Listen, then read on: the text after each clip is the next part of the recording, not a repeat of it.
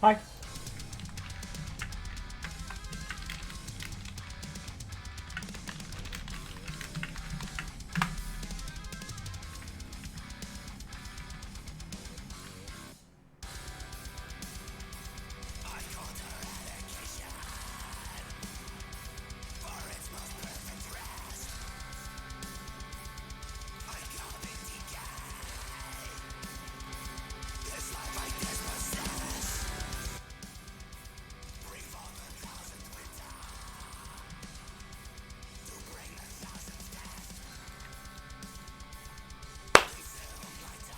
Oh boy. Working on Hydra, as per usual. Trying to get this map ready for testing by tomorrow, so that hopefully I can get it out by, I don't know, the first week of May by the latest. Would be ideal to get it done even sooner than that, but not really super... not 100% on that one.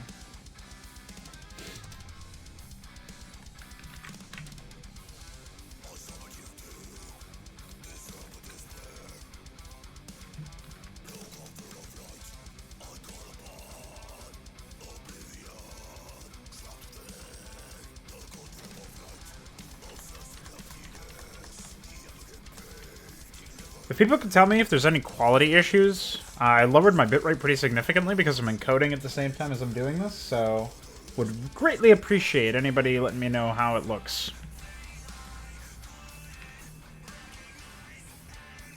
Or, well, I guess just tell me if there's some problem. Shouldn't be, but, famous last words, you know? I didn't really modify that. I changed this, though.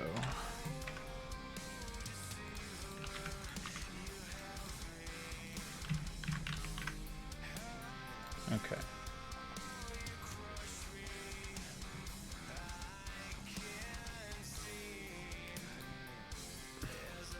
Listening to the latest album from the Faceless death metal band I was into a while ago.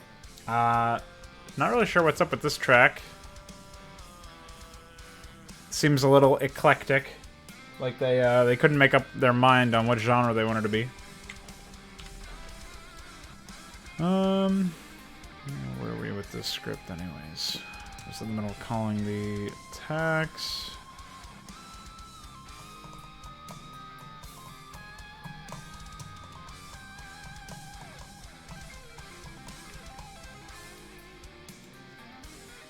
Also in the middle of grabbing a bunch of the attack locations. How are we gonna do this one?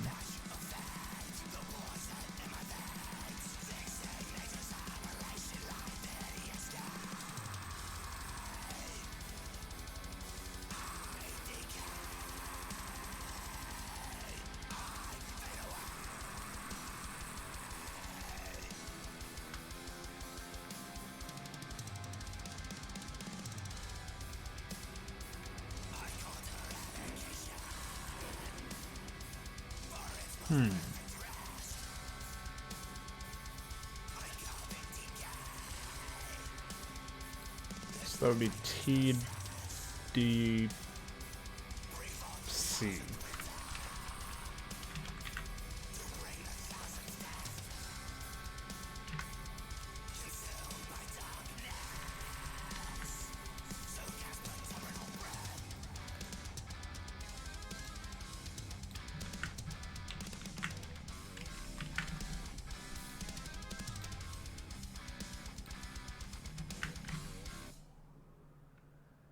Wow.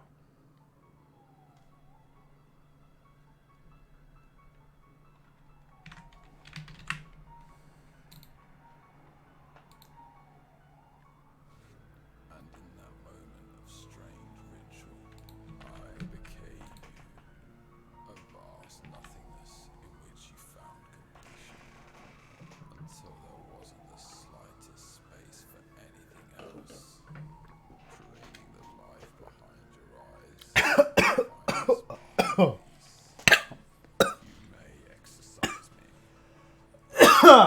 Sorry, I'm choking on this guy's lyrics. Ow.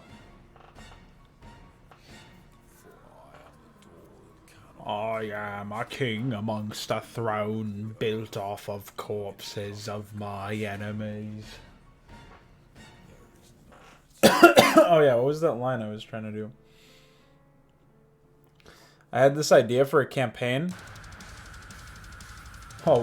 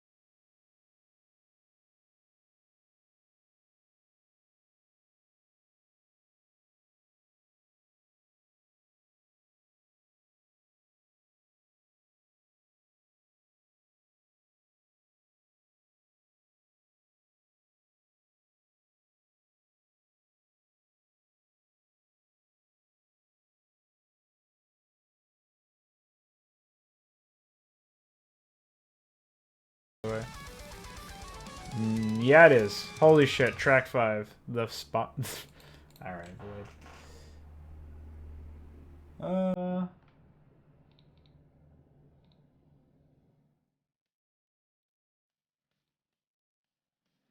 LOL.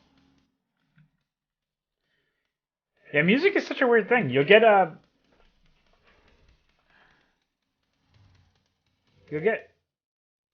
band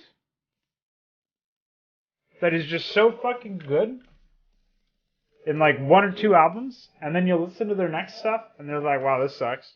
And sometimes it'll be the opposite. Like the album that they just released when you got into them is the best album that they'll ever make. But you don't know that. You think maybe they'll make something that's even better. It's weird. It's not really like that. I don't feel like with other mediums. Maybe I'm just completely wrong about that, but I feel like there's some stuff in other mediums where it's like, this is obviously translatable. Like, this will be consistent no matter what. I want to put another doodad somewhere that doesn't block pathing. There are almost no doodads that don't block pathing on space, by the way. Good tile set. I don't know. It's just no good spot for it. Get it out of here.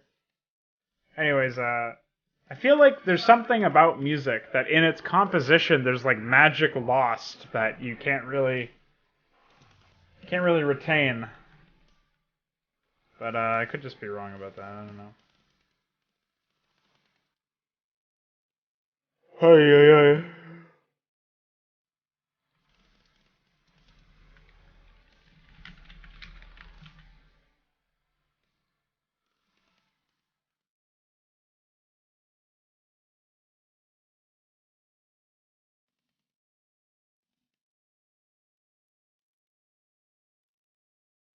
I don't really know if there was an album that this band produced that was of an insane caliber that could never be repeated. So it's not really like there's a good example of it. But Black Crown and his shit, I feel like their EP is better than their full length. Than either of their full lengths. Song of the Crippled Bull. It's really good. Check it out if you're not familiar. I feel like that 4-track EP is such a fucking masterpiece in many respects. I mean, I haven't listened to it in like a year, but when I was listening to it, it would be like the only thing I would listen to for a while. It was really weird. It was like a solid couple of months that I listened to just that. It was really fucking good. But they didn't replicate it.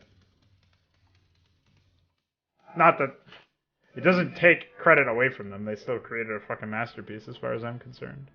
But it is weird to me that music is like that.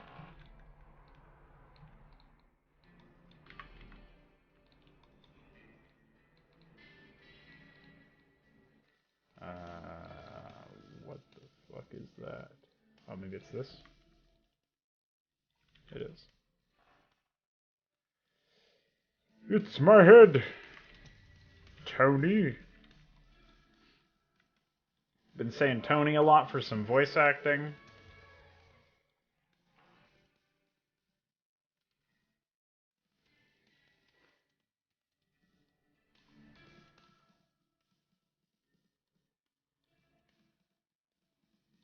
I don't know. Tony's a lost art.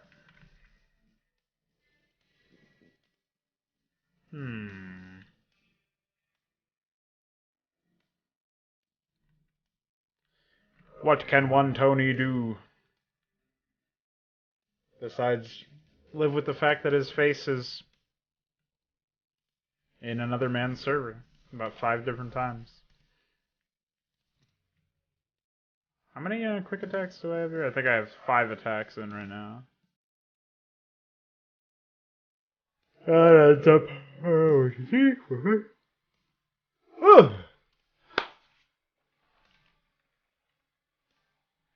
wait, why did I space this?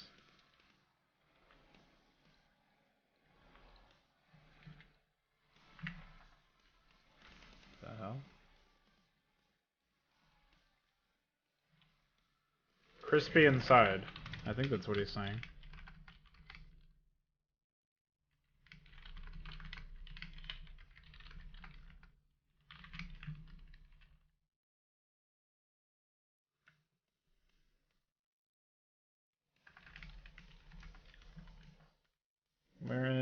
is what's his face? Oh, this isn't the right one. It'll be B.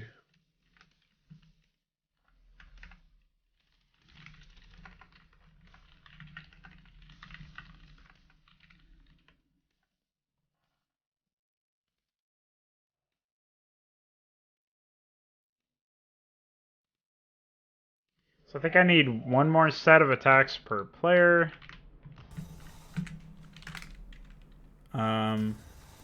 That builds up to the total amount of units that will likely be added to these attacks.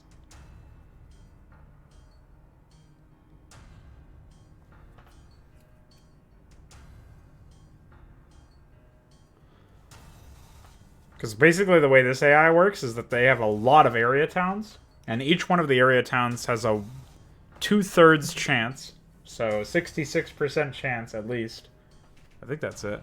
No, it's actually 75% chance to add units to the attack waves.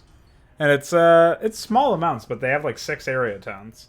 So I'm probably going to be doing like attack add 2 marine or something for the main town, and then most of the contribution will be the pooled together resources of the area towns themselves. But this adds weight to decisions to destroy the area towns, since even though you're not gating expansions most of the time, you'll be clearing out production structures and destroying attack requests by doing that as well. So you don't have as many attacks being, or as much of, well, there's just less towns active, so there's less attacks being added. It's pretty nice, I think.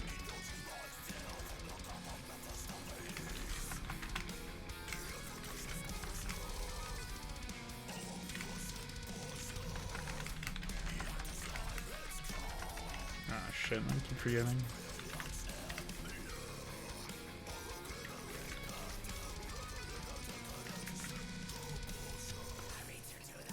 See what we got here.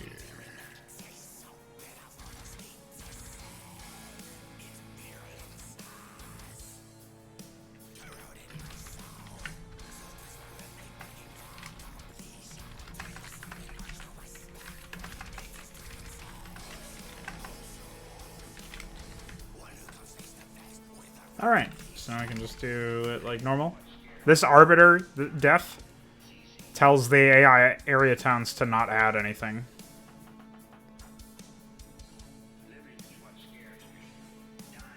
Oh, actually, I guess I only need to set this once, now that I think about it. Oops. Because it doesn't get cleared by anything. So we can just set it to 0.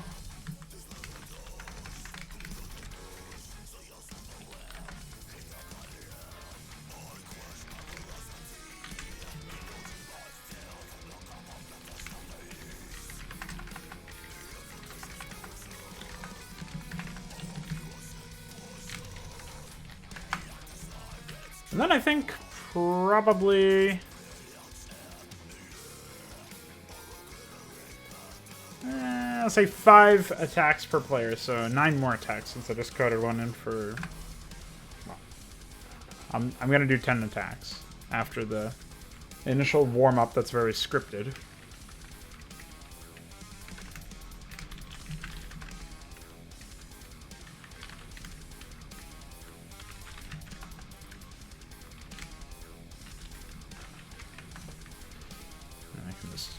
This in.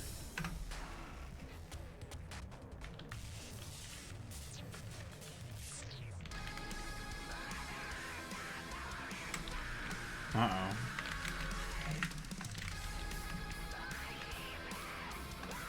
Somebody let the cat out of the bag.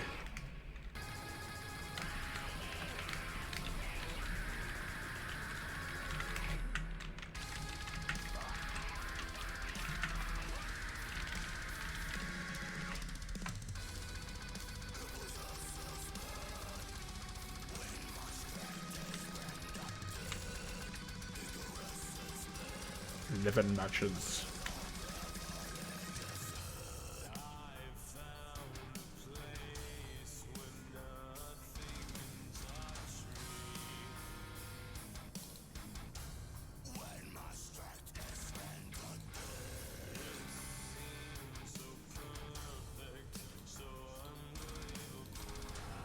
Am I missing something here? Did I add an uneven amount of numbers? Hold on. 1, 2, 3, 4, 5, 6, 7. Oh yeah, I forgot to do another. Wow.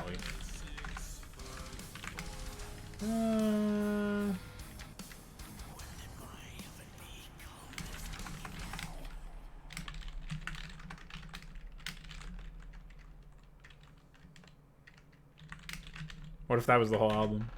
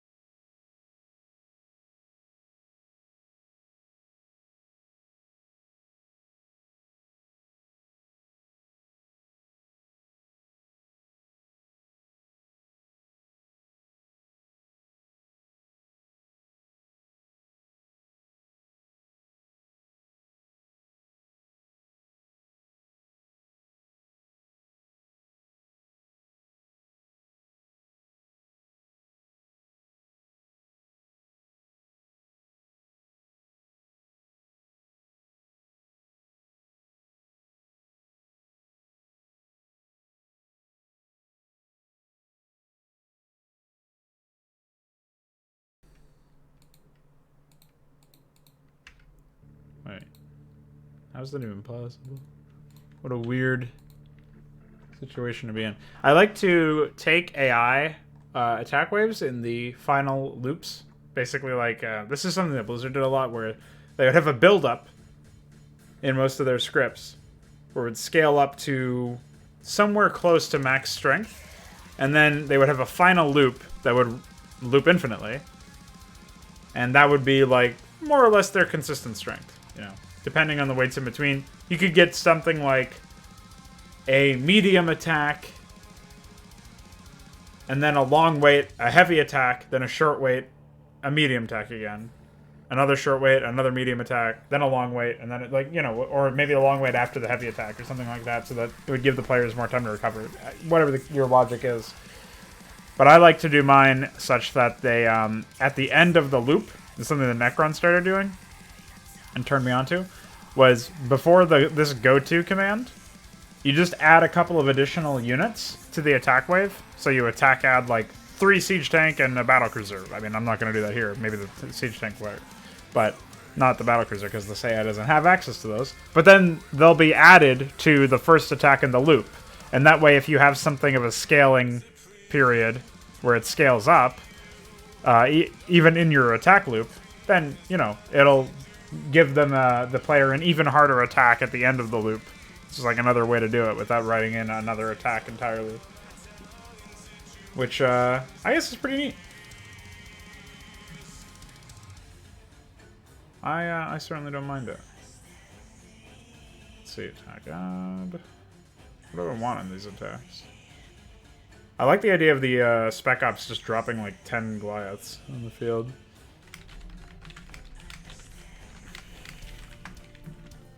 So I'll do that for a while. If you guys were in charge of designing an AI, what would you guys do? Or I guess, what do you look at? What is your idea of a good AI? A lot of people don't mind challenge, but it's not like the first thing they look for in their games. That's fine.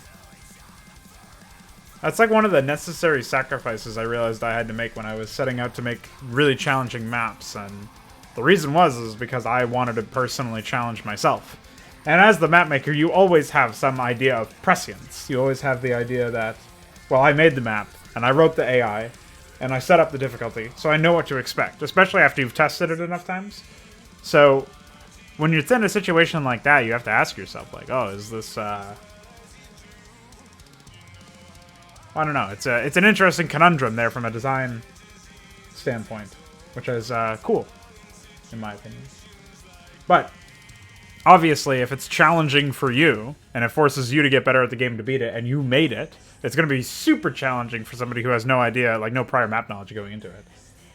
So, when I was setting out to challenge myself, not just to create something that would require me to improve my skills just to create it, like the quality of it would have to be high, and I would have to be dedicated to a consistent work schedule or whatever, but I also would have to be good enough at the game that I'm modding to beat the missions. I knew for a fact that there's going to be a lot of people who are... It doesn't really matter how skilled they are, per se. If they're not really interested in the subject matter that the campaign's based around, or they're not interested in retrying a mission over and over again, then, you know, they're probably not going to have a lot of fun with the project, and they're probably not going to consider it. And, no, that's fine. Just as, you know, nobody's entitled to your work as a content creator, you're also not entitled to anybody else's interest in your work. You know, you sort of prove that your work is worthwhile from a, like, if people enjoy your work or whatever, then that would be something that would, I guess, be your... I don't even know if that's considered entitlement, but I guess you earned that. And the whole idea of entitlement is... It's like usually used in a context of being something that's unearned.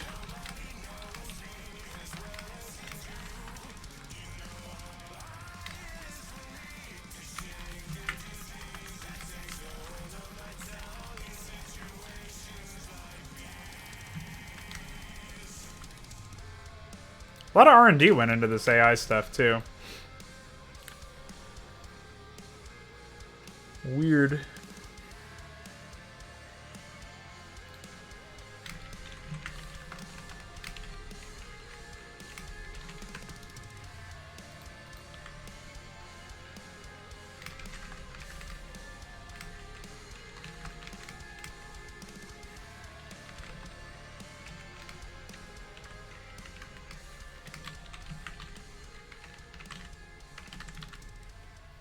Previously, it didn't used to be anything I considered. Not only did I not even understand AI, but I didn't even bother, like...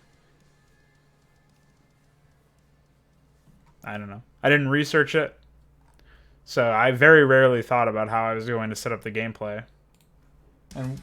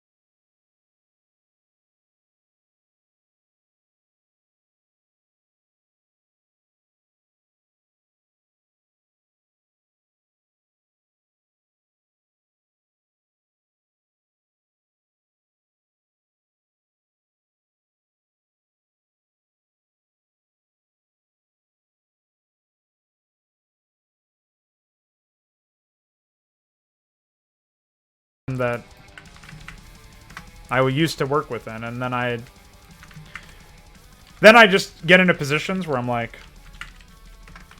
why doesn't everybody do it the exact way I do it? Why don't you guys just leave, stop working within Remastered and, you know, I don't know if I'll ever be able to wrap my head around that. Like, the only reason I'm still working with Remastered is because that's how the projects began. And as soon as they're done, I'm porting them to 161 and abandoning the entire project, or the platform. What is that for? Yeah.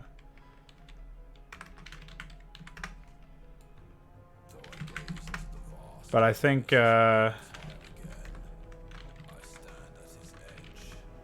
most people value some degree of accessibility and exposure. I started talking about this before. I think maybe, I don't know, maybe you caught some of the conversation I was having with myself essentially. But I was talking about how I really want to make missions that challenge myself.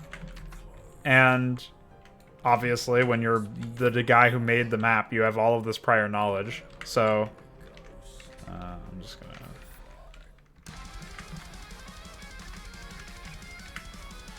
do that. Obviously, you're the guy who made it, so you have all this prior knowledge. You're never going to be in a situation where some random nobody is more prepared than you are to take on the map on the first try. So most people are going to have to retry way more than you do if it's already challenging for you.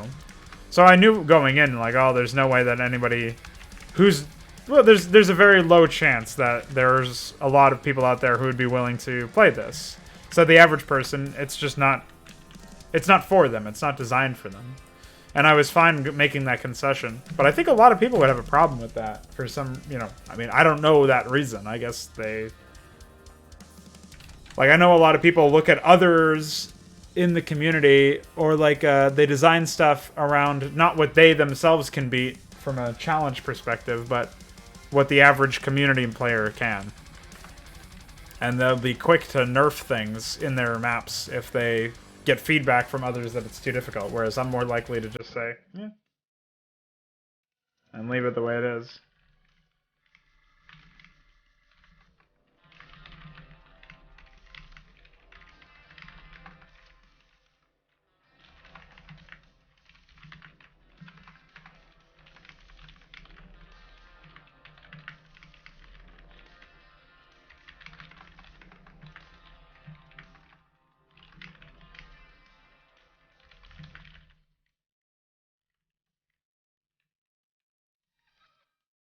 So, I mean, I don't really have an answer to that one, but...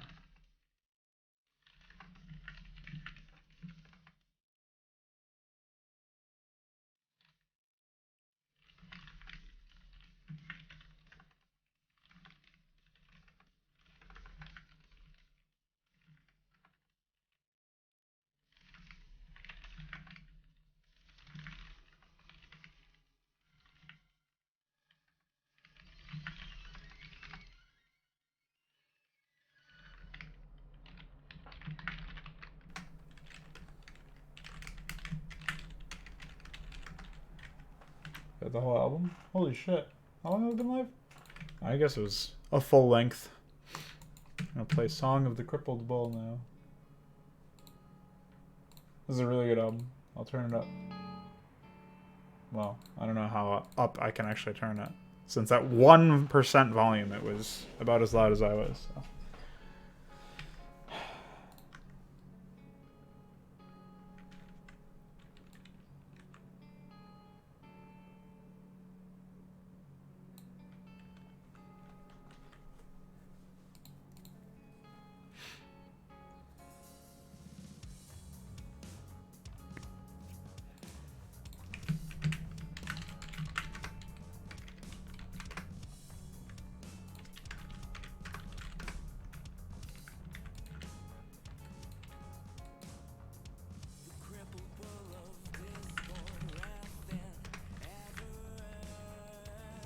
Yeah, that's true. It's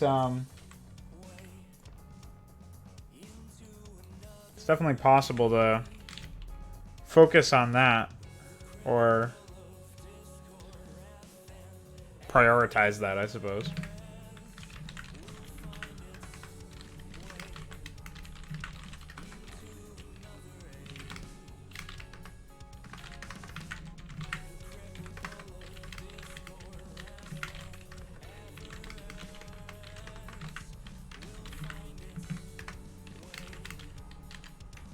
Oops. Getting a little ahead of myself here.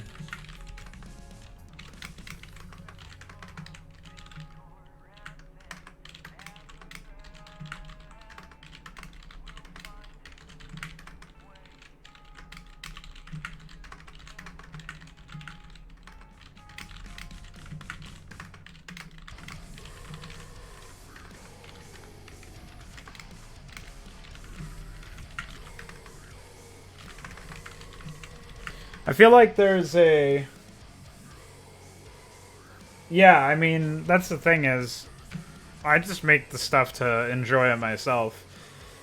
The thing that's sort of hard for me to reconcile, I suppose, is that I really love hearing people's feedback, and I feel like I gain a lot out of that. I feel like it's really...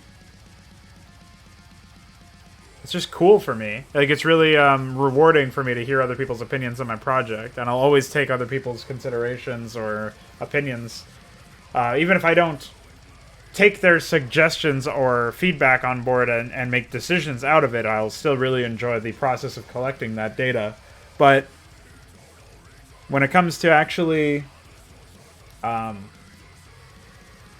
even though that's an enjoyable act for me, the primary source of meaning or satisfaction is certainly derived from the creation of the project itself. So I guess that's probably why, despite the bittersweet nature of locking my project out from most people being able to complete it by doing things like disabling cheat codes and making it really difficult, I genuinely feel like it's a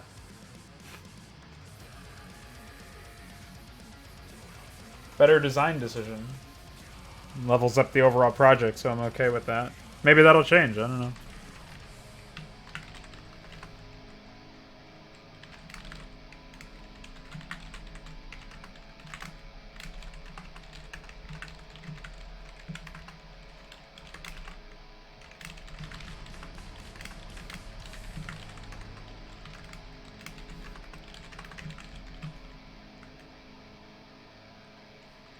We're missing wraiths, that's it.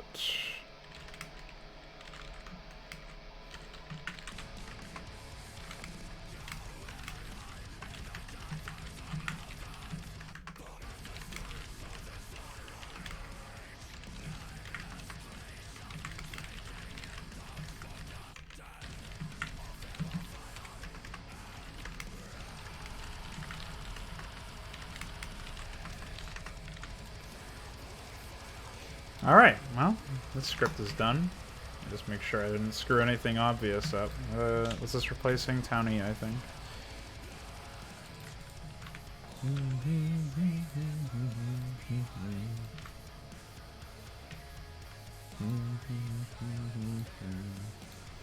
Alright, so that's done.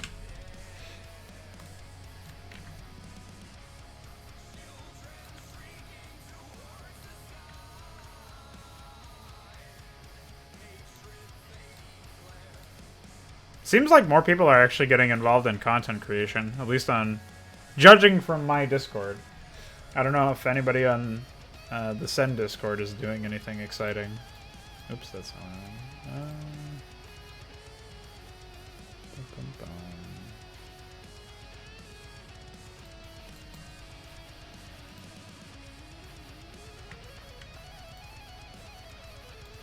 Yeah, it was, I was too, but I won't say no, you know?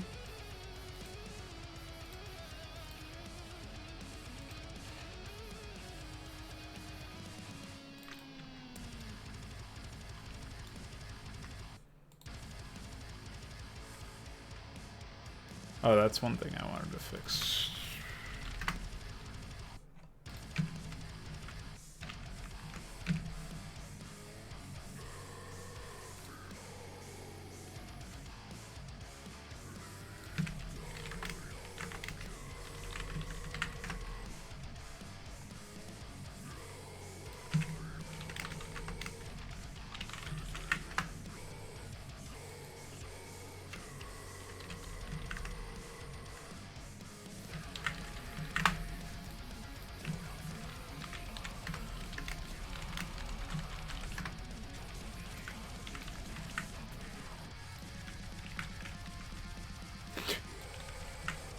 Wow, I made some pretty big mistakes when I was coding this whole shit. Alright, whatever.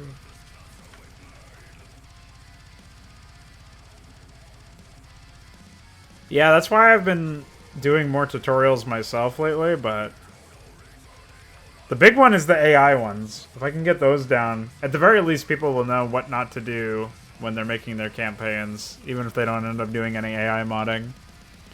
But I know that T-Dog guy is sticking with 1.16.1. UED Commander is working with Remastered. He's already got some maps done. But he's not really doing much AI modding.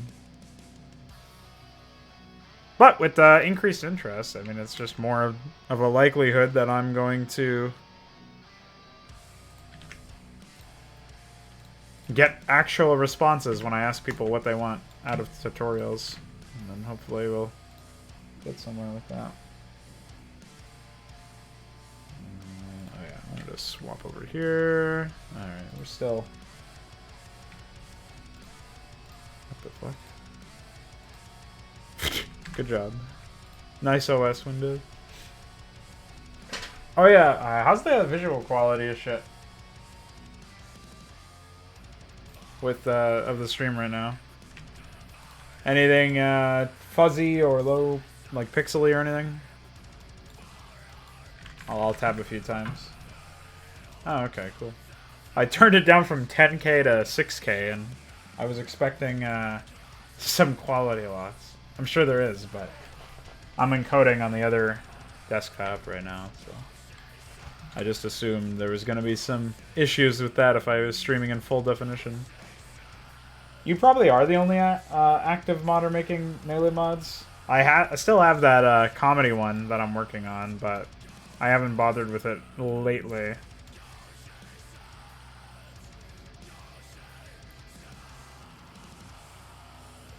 Started a design document on that and everything. Tried to finagle some shit with that, but...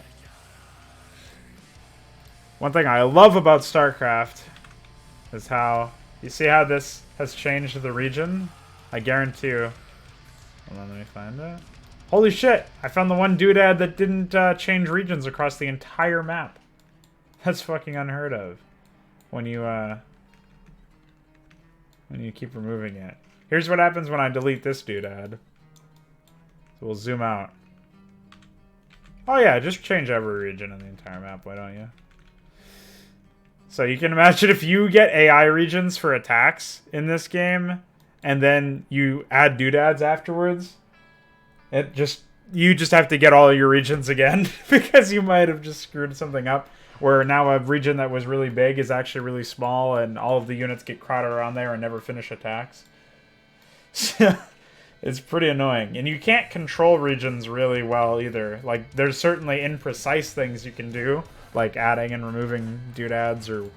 It's only governed by walkable tiles. Like, anything that's not pathable will change regions, but unbuildable stuff doesn't. But, still pretty yeah, exactly. Still pretty frustrating. Let's see. What does this AI want?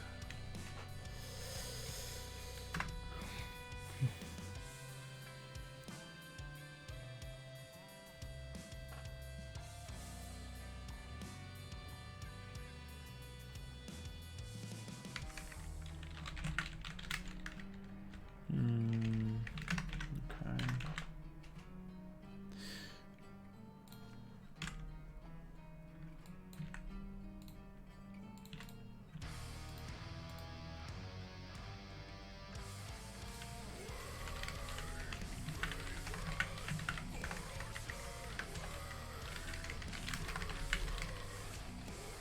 I think this is player 4? Yeah.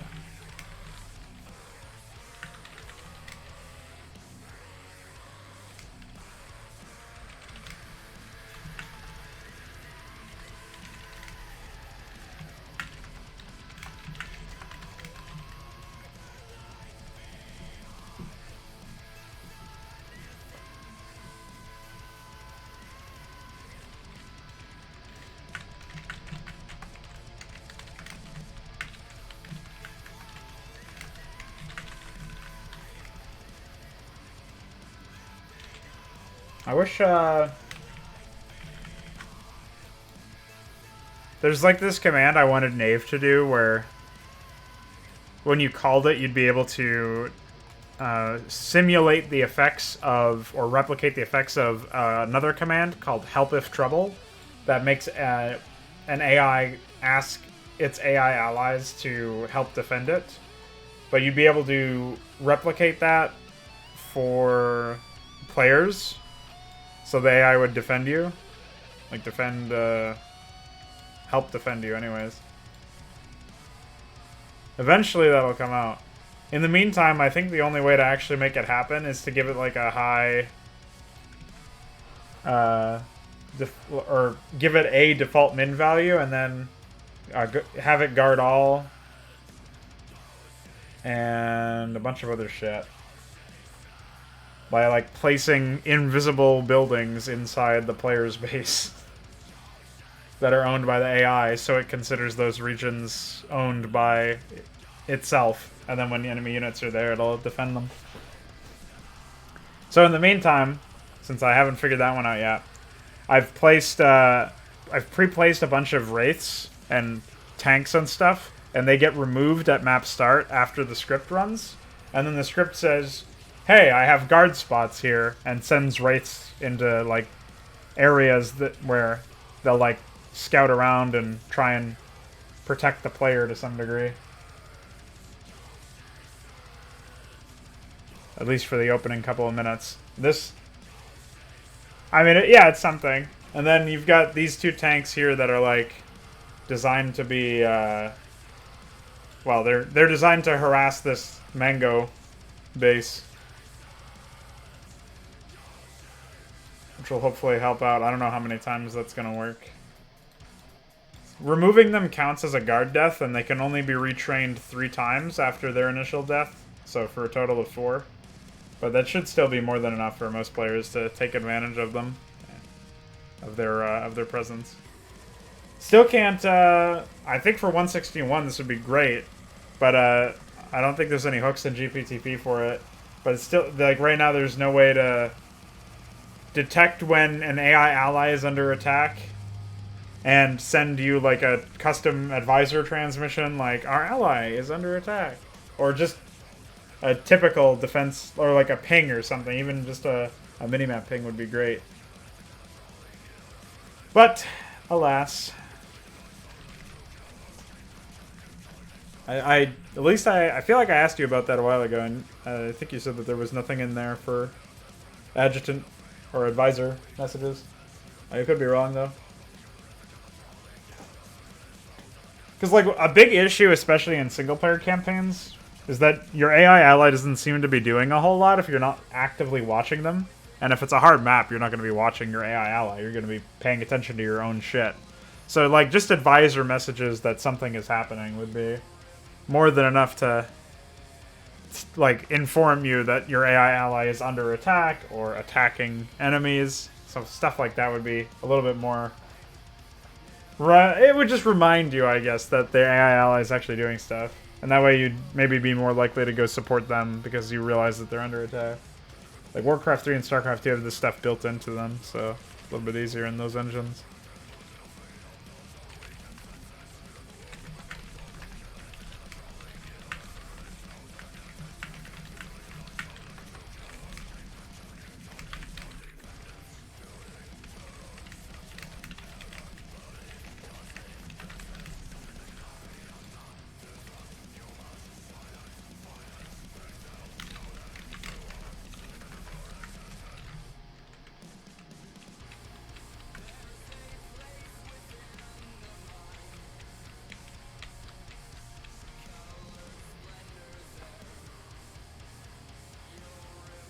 Yeah, I guess it would be pretty weird if Blizzard was still referencing that flag.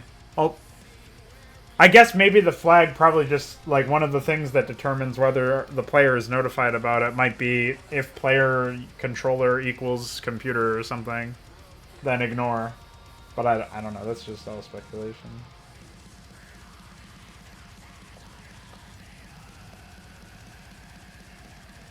The thing is, like, I guess you would have to reference a specific sound entry and then import a sound to that entry that you wanted it to play. And that sound entry would have to be determined by race. I mean, super ideally, you'd be able to, like, reference the sound entry somehow on a per map basis. That way, if you were, like, had a specific, like, say, somehow I was able to do, like, I can do a good Phoenix impression. So say your AI ally is Phoenix in one mission, but then in the next ally, it's, like, a completely new character. Or next map, it's a completely new character. And, like, Phoenix would have a couple of different lines he would say when his base or forces were under attack. As, like, custom advisor lines. But then in the next map, it would be loading different sound files into memory or something. I mean, that's obviously taking the concept and, like, trying to go a little hog wild with it to the point where it's a little bit used more for immersion. But I don't know how you'd even reference stuff like that. I mean, I've asked SI about adding new triggers to SEM Draft because Nave has had a bunch of concepts for triggers that could certainly be added to the engine. But we just would require some way to actually control them from the map maker's perspective. And SI hasn't really given me any concrete answers about that. Like, Nave was going to have a trigger that would change supplies, like change max supplies on a per player and per race basis.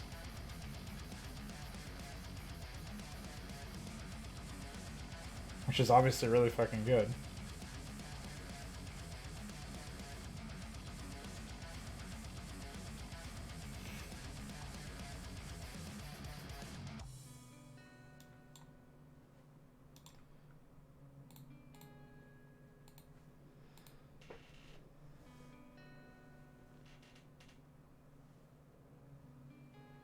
Yeah, well, I still haven't found a way to enumerate the death table or wherever the hell the death table actually is to reference it, because I was going to try to do some music system tests with it a while ago before I figured, fuck it, I'll just I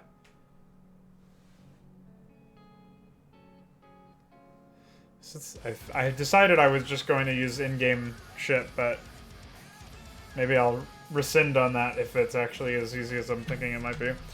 The other thing I was asking Farty is if he'd be willing to design a new map container file, like, you know, SEM, SCX, like a new file, like entire file container for maps that would have no string limit and increase the ability to dynamically resize the map using triggers.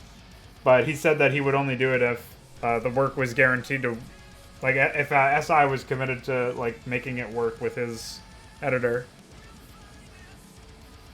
The no string limit thing would be nice, though, because then I wouldn't have to worry about music nearly as much. Yeah, only a bit. My idea, what I wanted was the map size through triggers. That in particular, he said it was actually really easy to do that, but the issue was drawing the mini-map, which is obviously pretty integral, and also preventing units from entering, like, or exiting the initial map bounds. So those two things he said he didn't know how to do, but, like, actually resizing it through triggers was apparently easier than, well, the easiest part about it, which I thought would, that sort of blew me away. For like, what the fuck?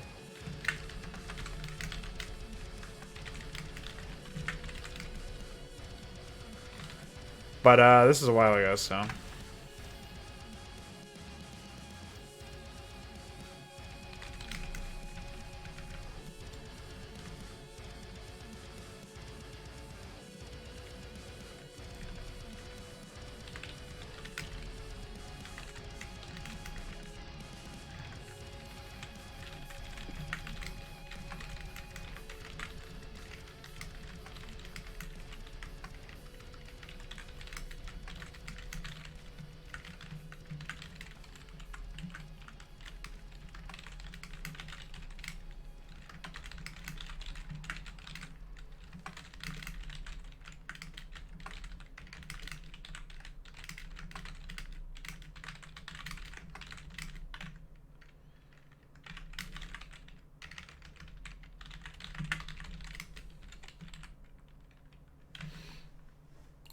a different, different something.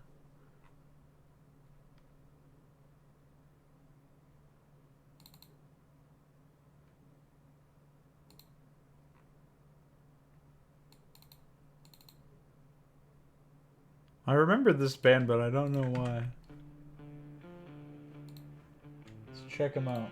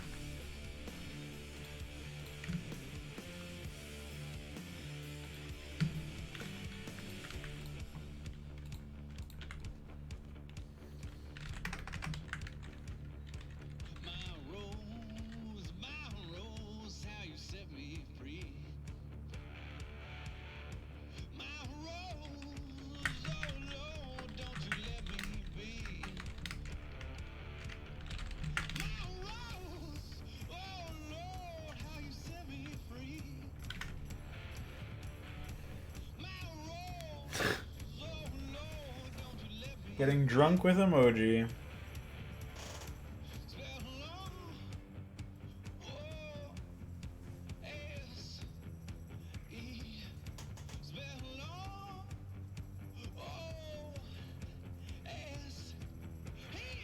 Sounds like a bit.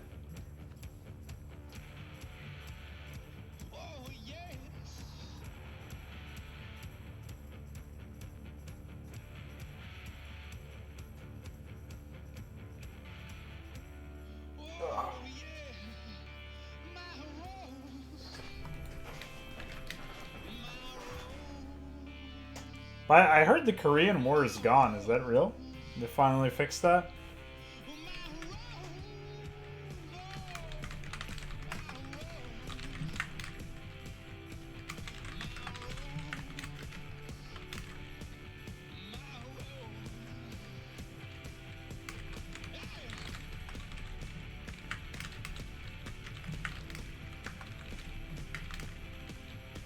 Oh, okay. So I was just completely lied to. Gonna have to talk to Necron when he unblocks me for calling him daddy.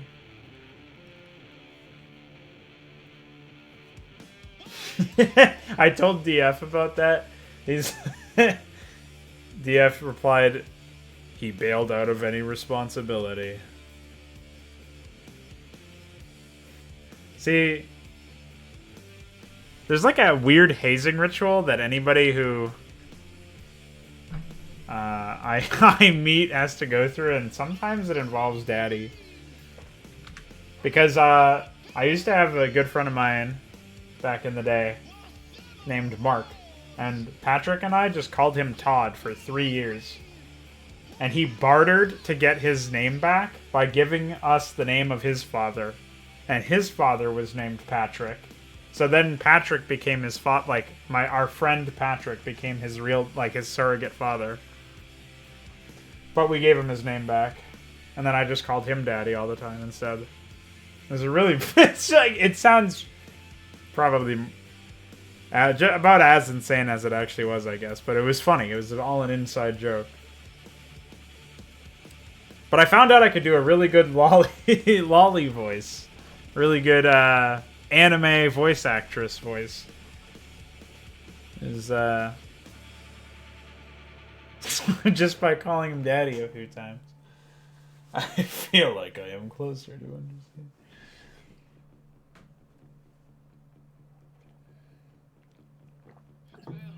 So then I used that voice on Necron a few times and called him daddy.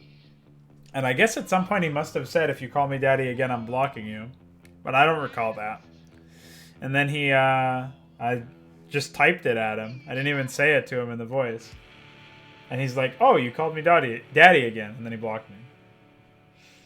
So he just doesn't want a little princess, I guess. I'm an orphan now.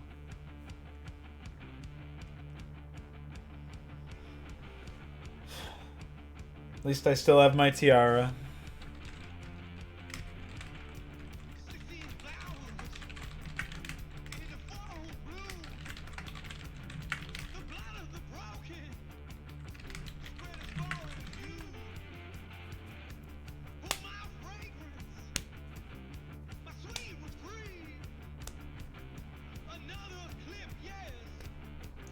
Another thing really dumb that Brood War AI does is if certain most spellcasters, when you add them to attacks, they like sit in the preparation region where the army massed up before it went off to attack, and then they just sit there and don't follow the rest of the unit. So if you add a science vessel, it's just gonna sit wherever they prepared. I guess it'll be closer to cast things like Defense Matrix or whatever, but still pretty dumb. Not what you would expect.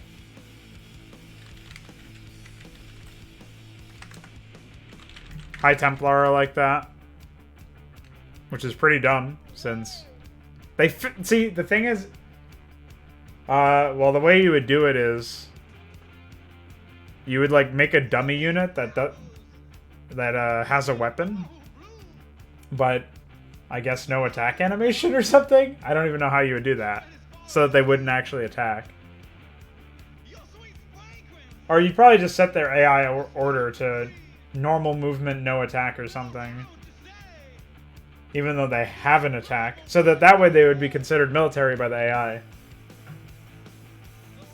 Or maybe you can edit the unit def file. You see where it says like Spellcaster Queen, Spellcaster Defiler, Spellcaster Science Vessel. Well, it's not consistent to that though, because Medic is considered a Spellcaster, but they do attack add. Like they go with the unit when you attack add. So that's not consistent. I was gonna say maybe if you remove the Spellcaster call, and you just call them military, or you class them as military, but that doesn't seem right either. So yeah, like you've seen a lot of ridiculous hardcode, like the fact that they tied the add-on complete sound, they hard-coded that to unit entries. Like, you've seen stuff like that, but AI hardcode is like another dimension of Tony. It just doesn't make any sense.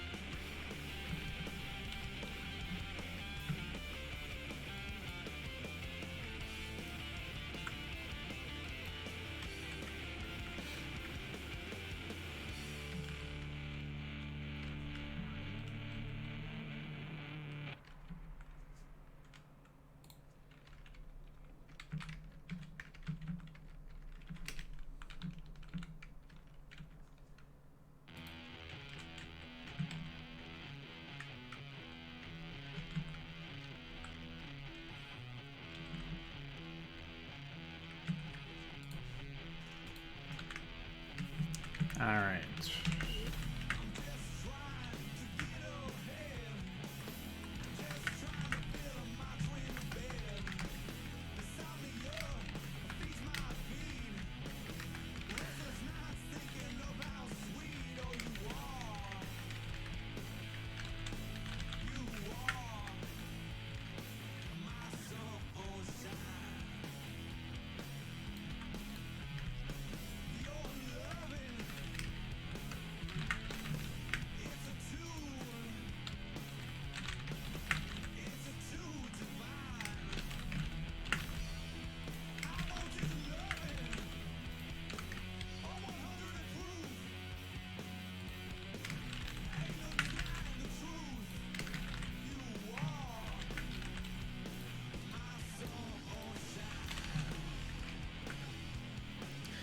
This is a really strange band. Oh, I don't think I can tell the AI to defend itself with vultures, or it'll just place spider mines inside its own base. And it's an island, so the second an enemy drops on them, they'll just suicide all of their... Yeah, I don't think we can do that. Oh well.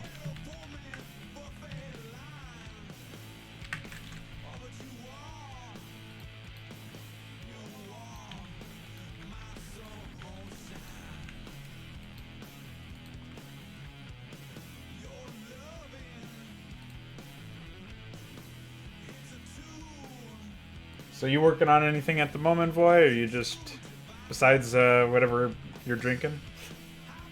That doesn't count.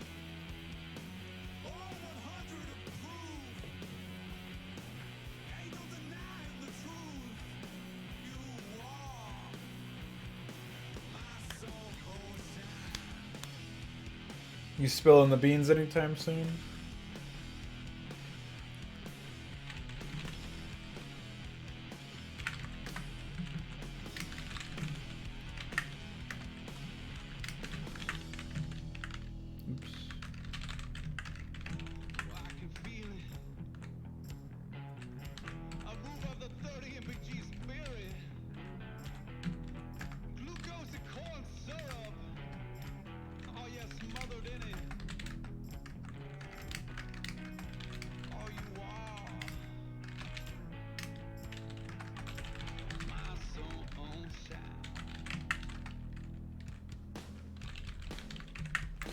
Oh my goodness, I'm so glad I realized that one. Holy shit, that could have been bad.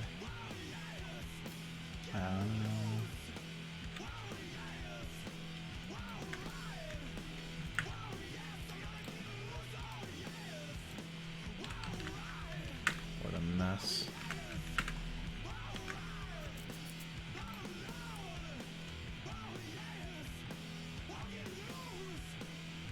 Like Excision? Or is that still in the works?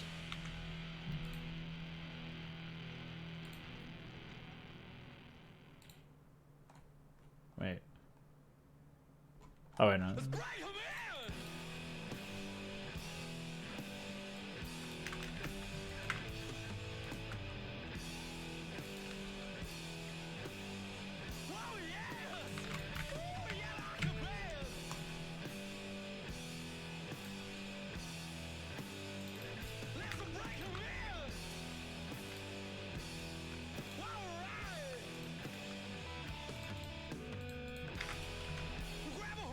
Well, that's good.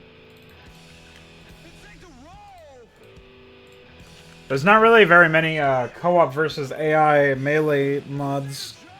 Well, co-op versus AI anything, really. But especially melee mods. I think it's like Armageddon Onslaught is probably the only one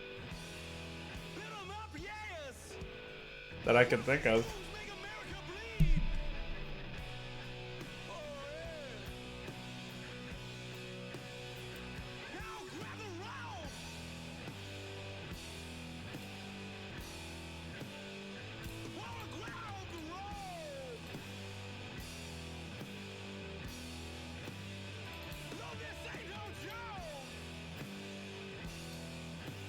I don't think I ever listened to this album. Let's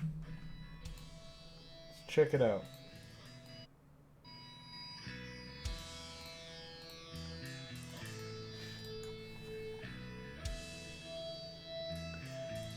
This is Desert Near the End, with the album Hunt for the Sun.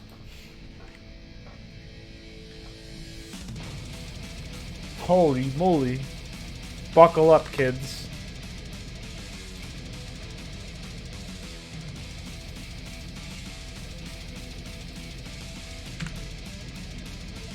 Alright, I think I need to lower the volume a little bit.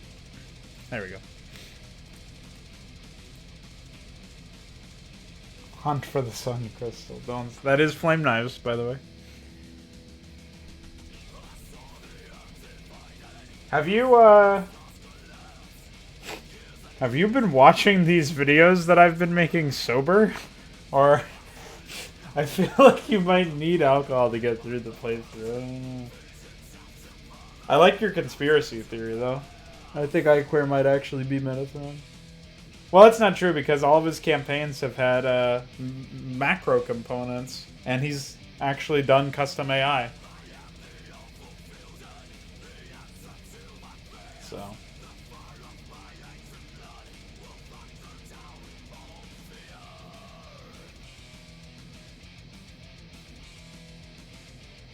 Unfortunately, you've been watching him say it.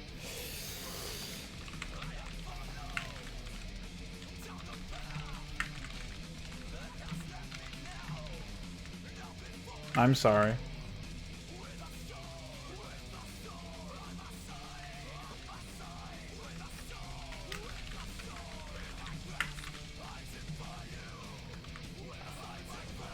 Oh no. I hope you've at least been skipping around sometimes. Especially if you, I don't know if you started map 11 yet, but there was so much backtracking.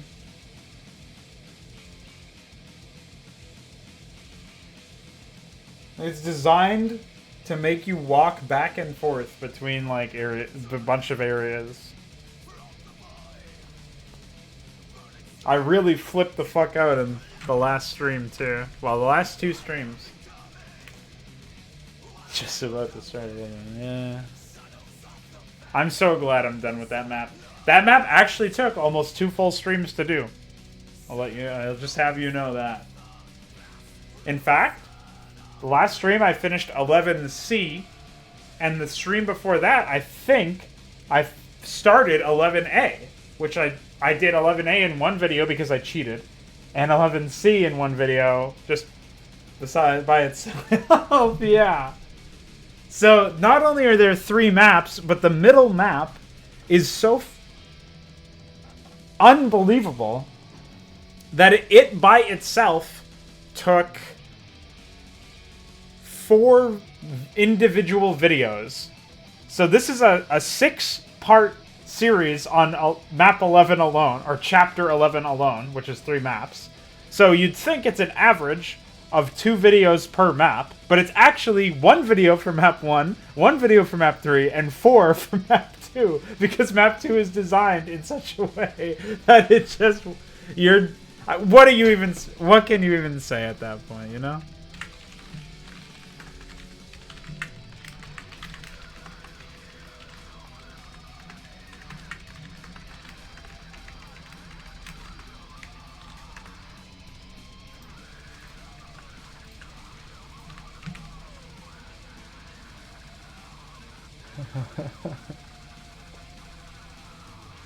What is that? I feel like I've heard that as a unit response for something. Then you're gonna say, yeah, it was this guy in flame knives, and I will actually do what you just emojied. I think I end one of the video. Yeah, the video I'm encoding right now, I end it with, well, I'm gonna kill myself. What a chipper way to end a video.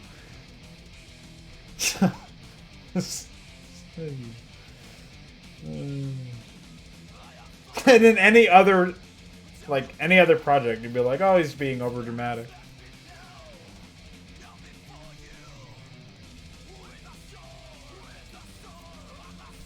I don't know about that.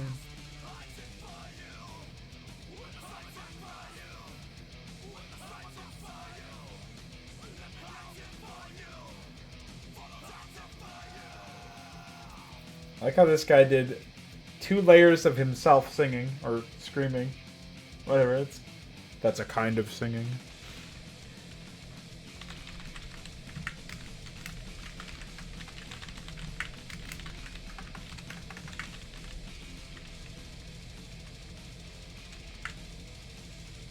Oh, I never used fire bats for defense. Oh.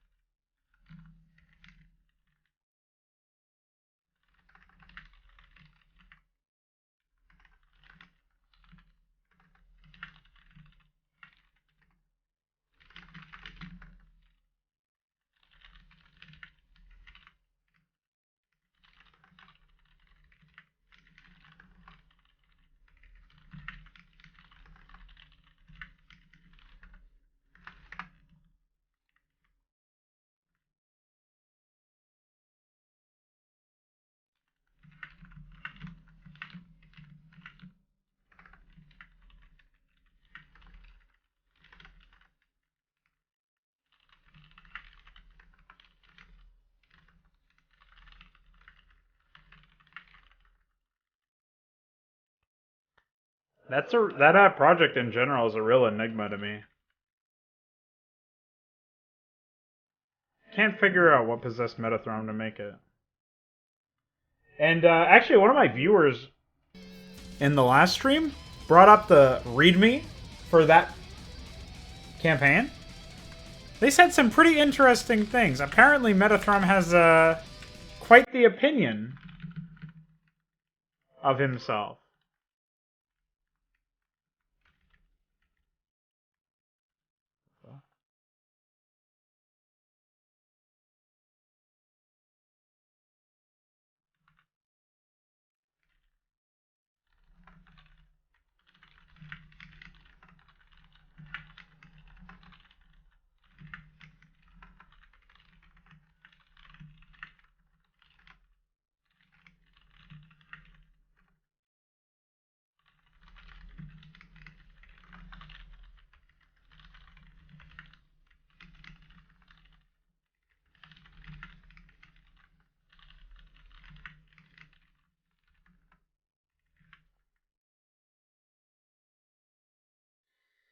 I looked at somebody linked me the release thread for Eon of the Hawk. They found it on Google. It was like one of the old versions of Start.net. But here I'm gonna open up this README because I'm curious. Okay. Do I have word wrap on? Yeah. The Flame Knives is a campaign that relies on original gameplay, already a fucking disaster. Character development, what? And ambience to create the proper scene for the mysterious and ancient Protoss world of Karnica. Well, there's something that's a mystery, that's for sure. Campaign consists on a total of 17 maps divided in 14 parts. The storyline starts simple and straightforward. That's definitely not true. There's like a lot of shit that goes on just in the first map. But later on, many twists happen as the story takes an enigmatic and. I assume that's end in some language. Hey, Seth T! Welcome. The campaign storyline is self-contained, so you won't have to read anything prior or after playing it. Everything you need is in the maps. That's a lie. The difficulty somewhat increases during the campaign and varies from map to map, or even section to section. Overall, the latter maps are more challenging than the initial ones, as should be on any campaigner game. Well, I guess that last part is true. Yeah.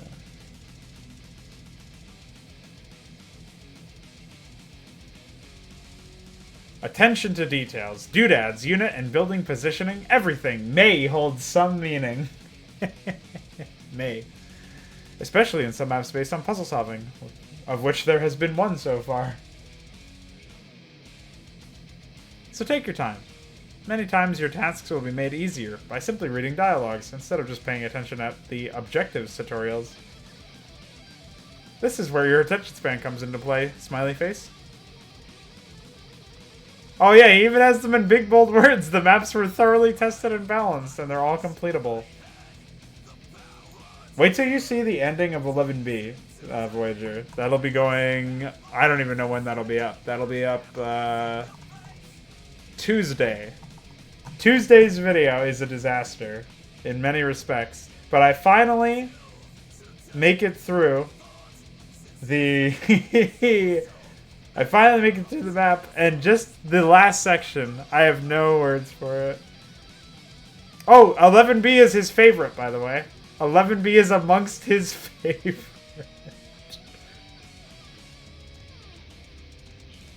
He also,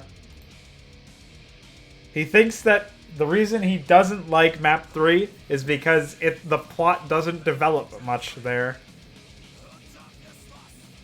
He also thinks that the maps... Yeah, this is something my viewer brought up. The quality level increases significantly after map 4 and keeps improving until the end of the campaign.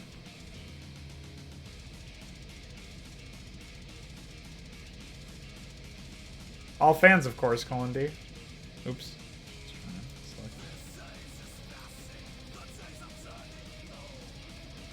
And then he put his full name here, doxed himself.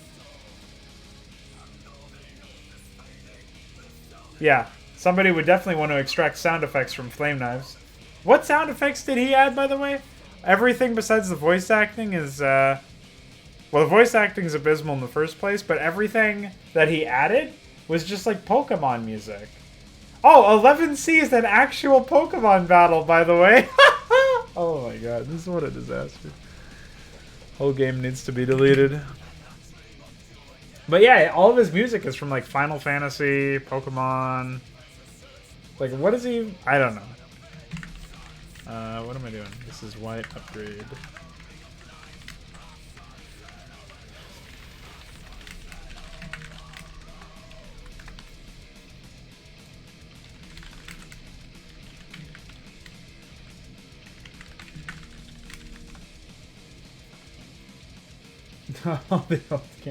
Why is that? Then you have like Vision of the Future is just actual anime. Can't wait to play that. I have such a crazy list of campaigns. Like, I have Flame Knives I'm already doing. I'm going to do Vile Aggression afterwards. Then I'm going to do... Maybe then I'll do Vision of the Future. And, like, at least the first campaign of it. And then I'll do Eon of the Hawk, which will be a disaster. And then I'll return to Vision of the Future for Chapter 2.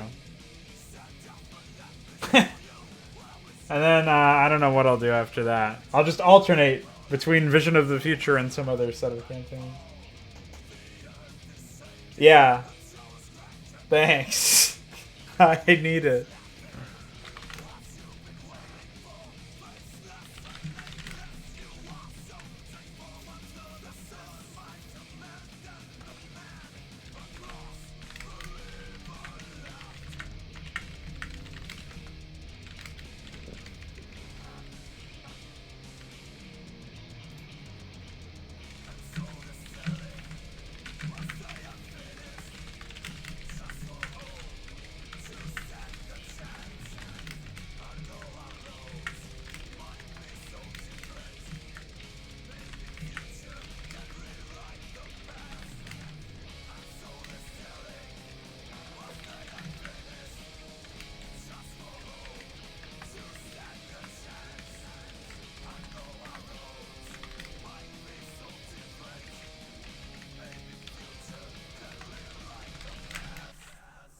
Oh, I've been thinking of like upgrades to give the Rainer's Raiders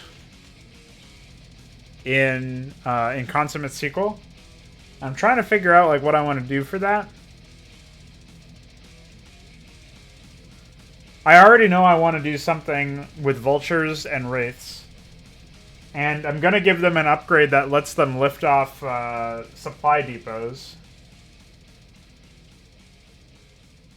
I probably am going to make it so that you just pay 50 minerals per depot to... there will be, yeah. I'm working on updating in Consummate first, but after that I'm going to be working on the sequel.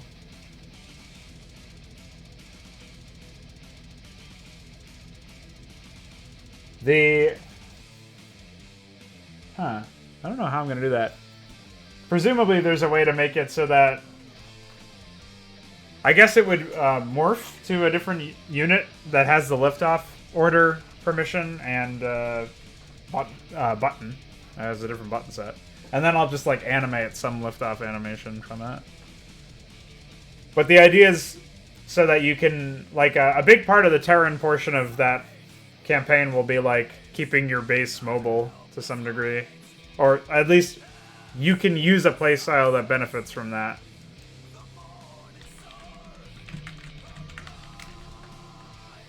So I want to do that, but I don't know. Like one of my ideas was to remove with an upgrade. Like you have these two options, and you can only choose one. One of them specializes the vulture further down the path that it already is, by giving it like 2 extra mines, so it has 5 mines per vulture. And then maybe like increasing its attack speed or something minor. And then the other upgrade removes Spider Mines entirely, but makes them deal normal damage with a hit scan attack like the Marine or Goliath ground attack. So that like it completely changes the unit roll. Like slows it down maybe. But still makes it... Like basically the idea is to allow multiple approaches. Like not like it's not necessarily that one of them will be more or less over, like one of them will be really overtuned, or the other of them will be like in some situations maybe one is more well suited for a specific task, but the idea is that I'm allowing different playstyles to come into existence by virtue of these upgrades being there. People who like to use spider mines will appreciate the extra spider mines, and people who would rather not use spider mines will benefit from changing the unit role of the vulture entirely, and then see if that fits their playstyle or whatever. That way you'll see more use out of them either way, I think.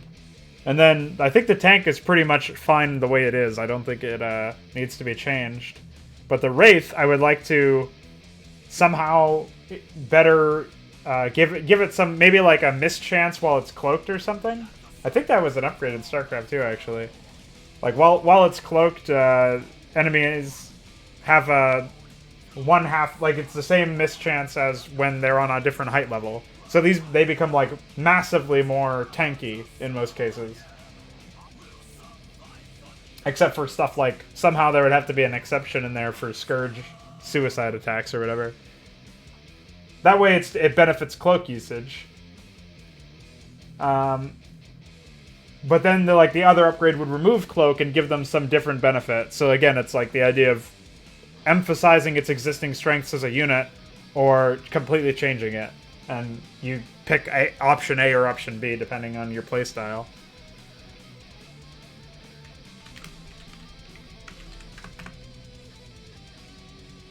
Like, I want to do stuff like that because I feel like it'll allow players not only to diversify their own playstyles, but it'll also give the faction of Rainer's Raiders some additional gusto, I guess. Like, it'll be more unique, so they'll stand out.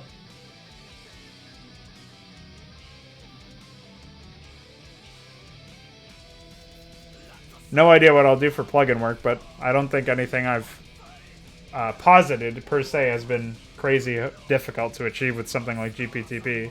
Are there hooks for allowing, like, messing with Vulture Spider-Man counts? I assume that's like a pretty basic one.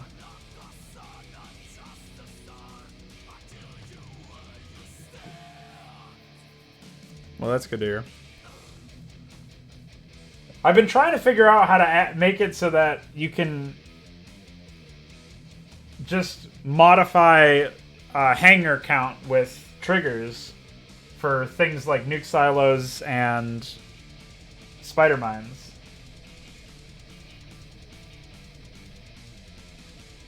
But I don't know how you would even do that. You'd probably have to like modify trigger logic or something, because it's just not a default behavior.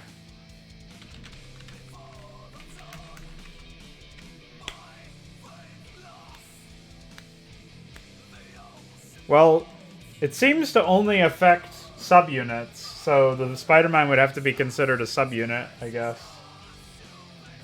But on the plus side, if you did that, you could make it so that vultures could buy Spider-Mines, like Reavers buy Scarabs and Carriers buy Interceptors, which would be neat.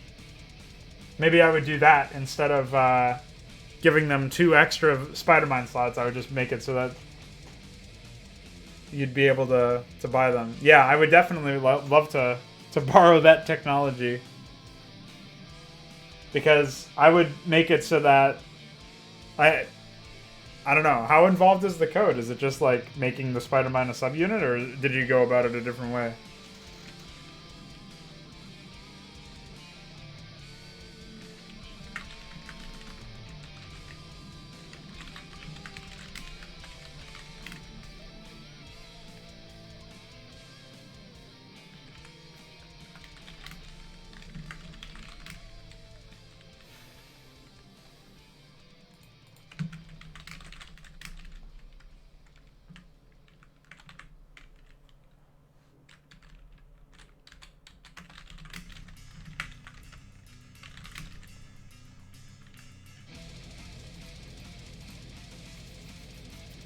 Well, that's good to hear.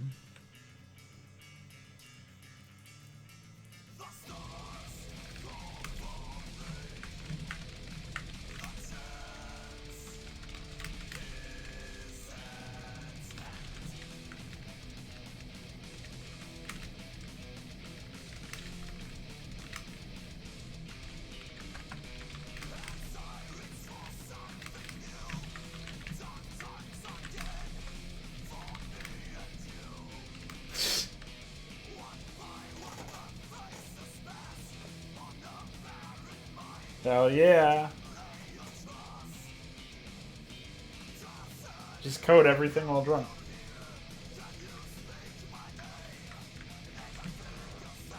Oh, is it done? Nice. Okay.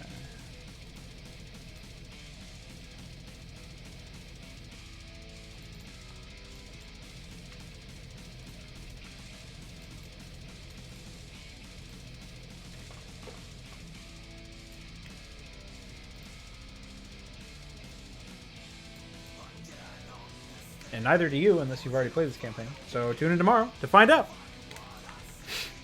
What a way to end the video.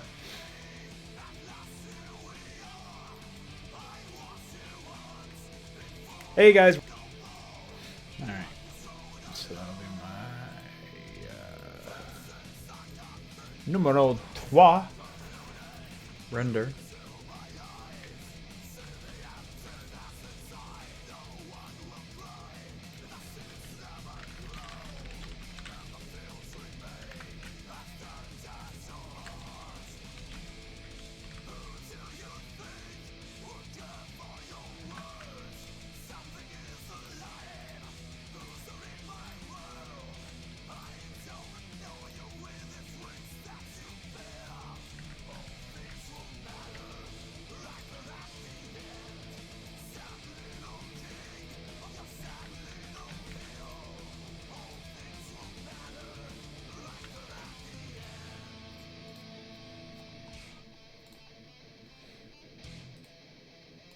Hey guys, we are back with Disclaimer. Oh wow, I interrupted my album. Oops.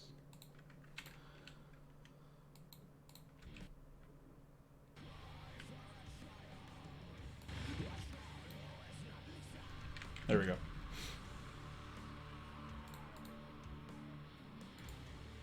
That was a little bit of an egg on face moment.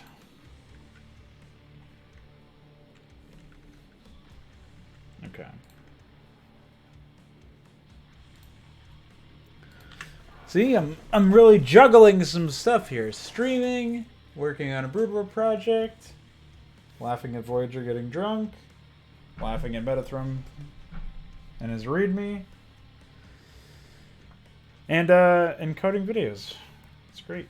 It's a good life. Making maximum use of my time here.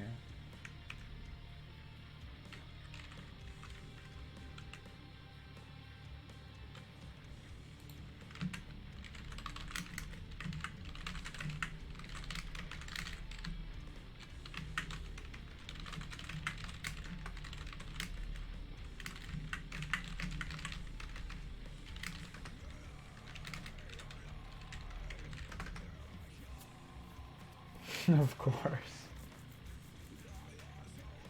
Yeah, they call that Joe Rogan guy a modern day Renaissance man, but what does he do?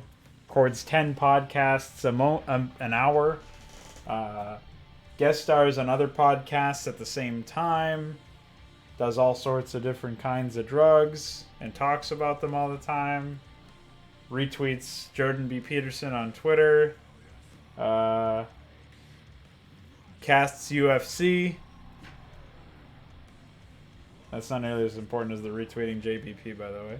And yeah, he's got nothing on me, dude. He might have an archery range inside his house, but he's got nothing on me.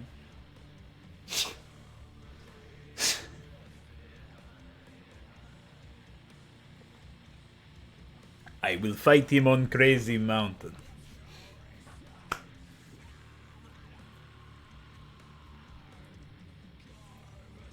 You know what I was really surprised? I was really surprised that Antioch Chronicles was as bad as it was.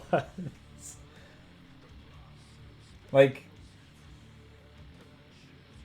I just remember it being way better than I played it.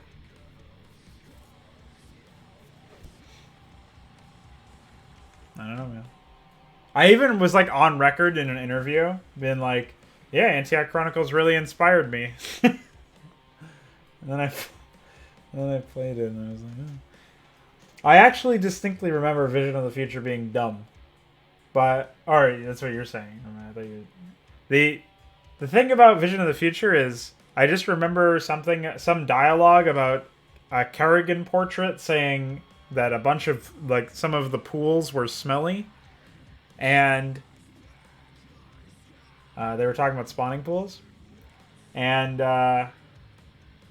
somehow this was all linked to the Zeji total conversion, which I really liked as a kid.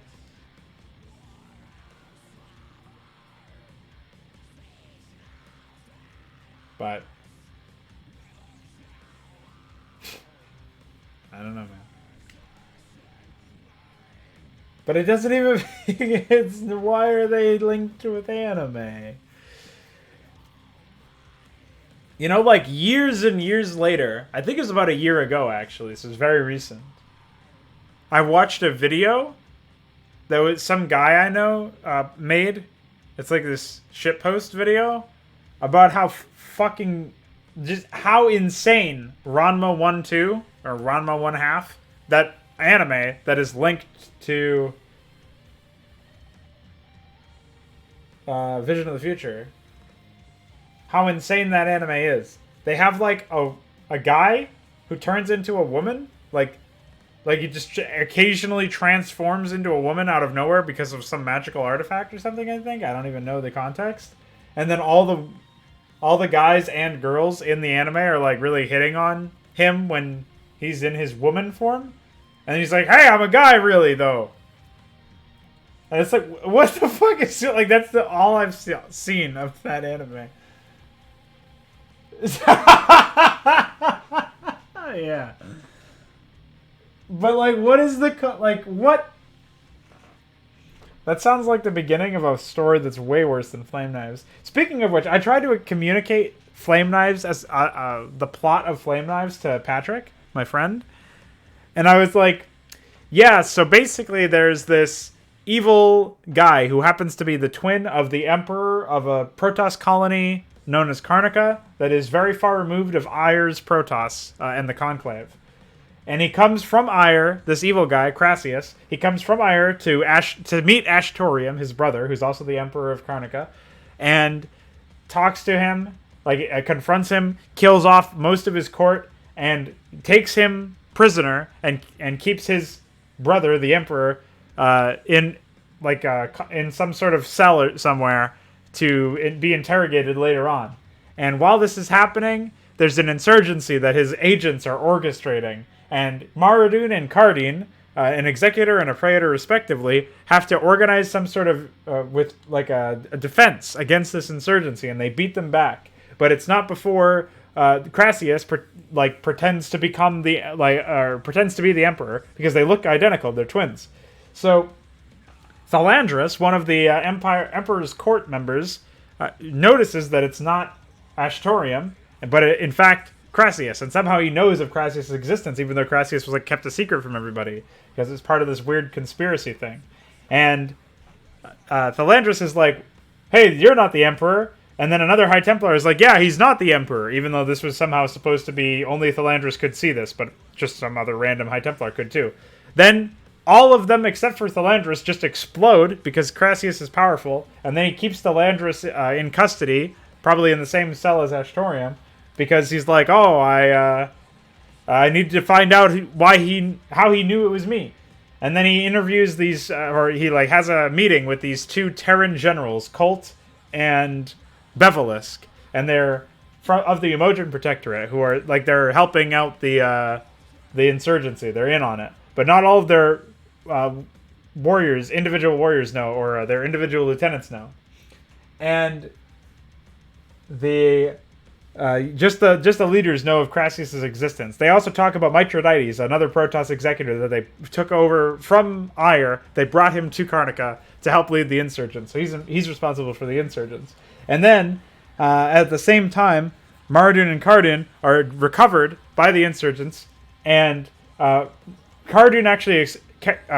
escapes, but Maradun is sentenced to death, and he's brought to the Dark Underground, the place where all of the basically they just let all of their prisoners loose sometimes, and other times they execute them there. It's not clear as to why they do sometimes and other times.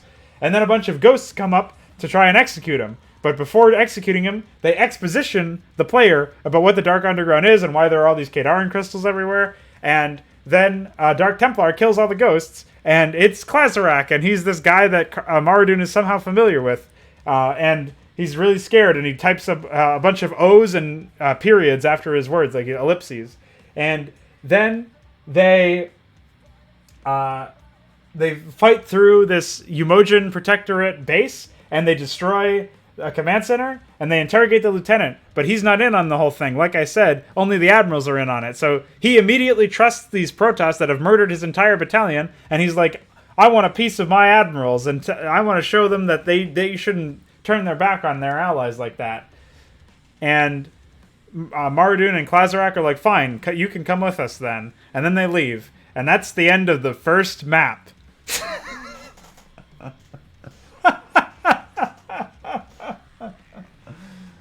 Oh my god. And it's true. It was the end of the first map. Yeah. And when I said that, he was like, what?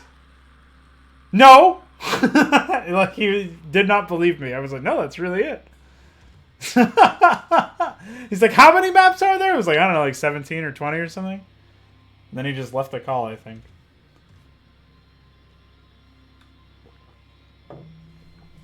But, yeah. It's pretty psychotic. I don't know who's worse, Metathrom or me, since I remembered all of it. I don't really remember many Umoja-centered campaigns, or campaigns that involve Umoja. This is actually the only one that I think I've played on, at least on my channel. What are there other fan campaigns? I mean, the only campaign involving Umojans in the real lore was Heart of the Swarm, and that was definitely shit. So, I don't even think you need to make the fan campaign qualifier. Like, it's just... Hey, ay.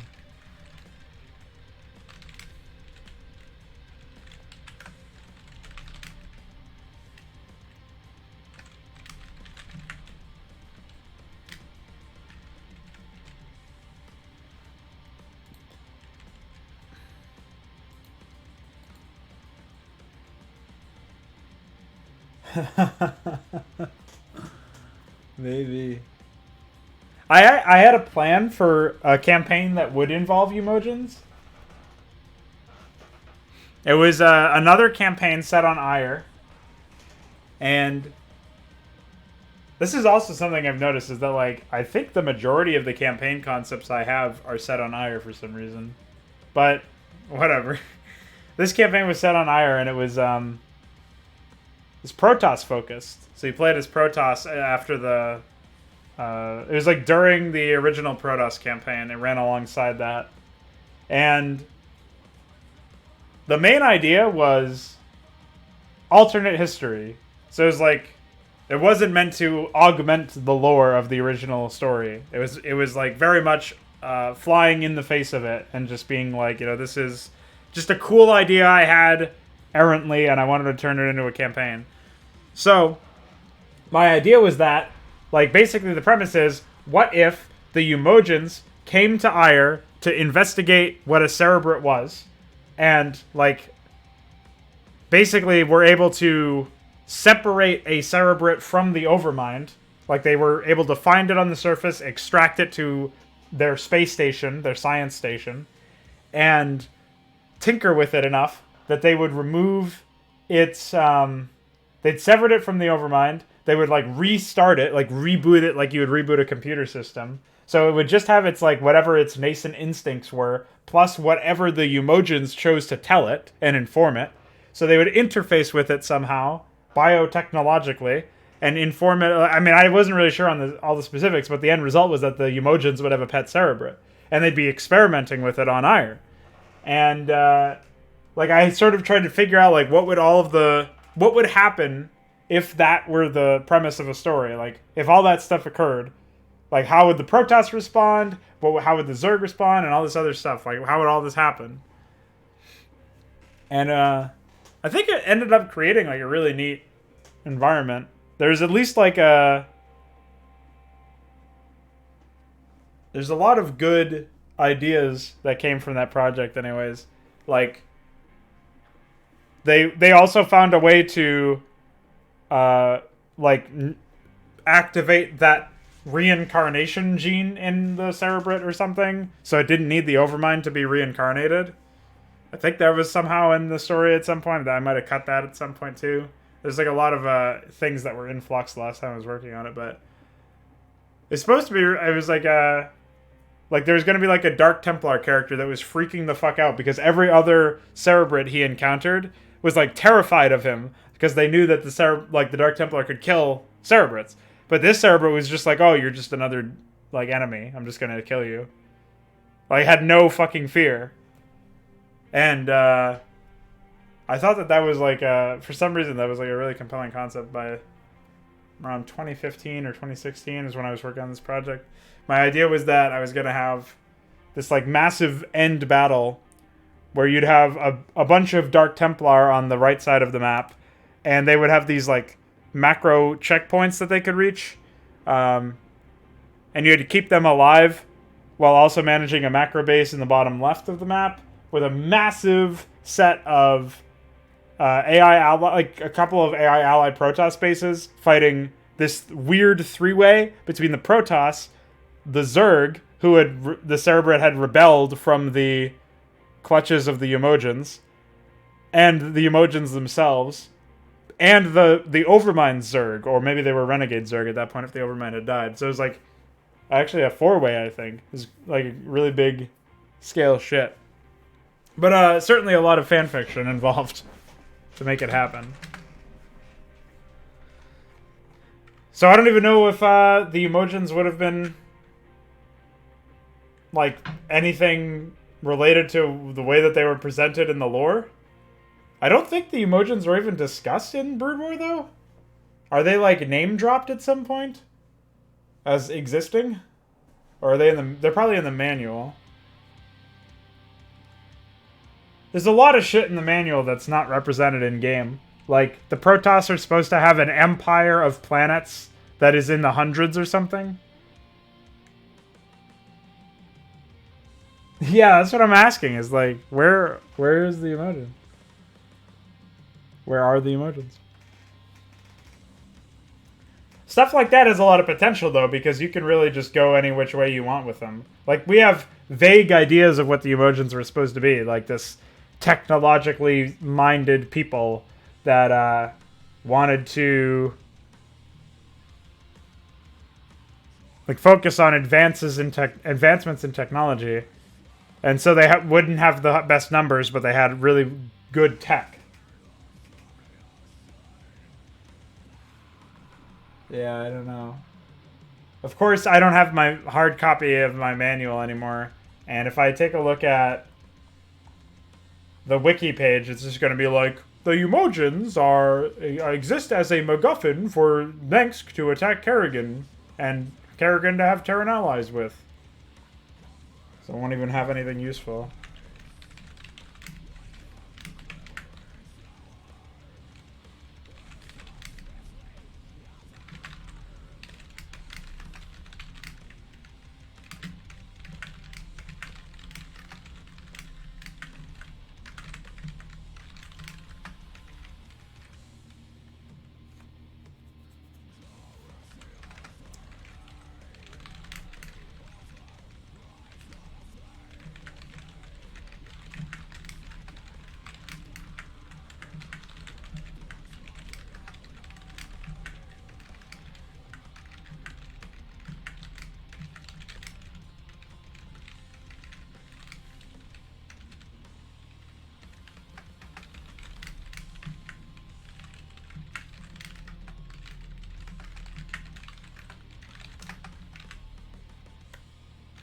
Yeah, that's as far as I knew anyways. I always looked at them as like this irrelevant faction because they never made it into the main story.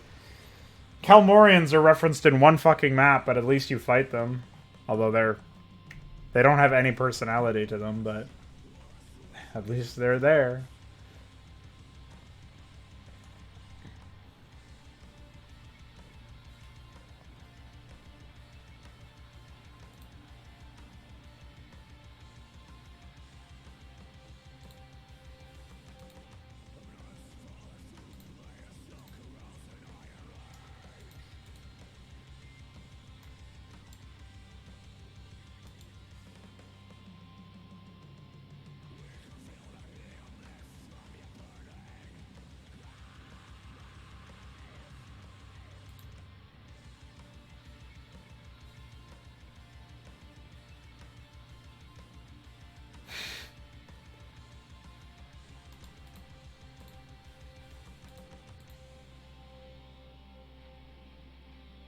It was a cool set of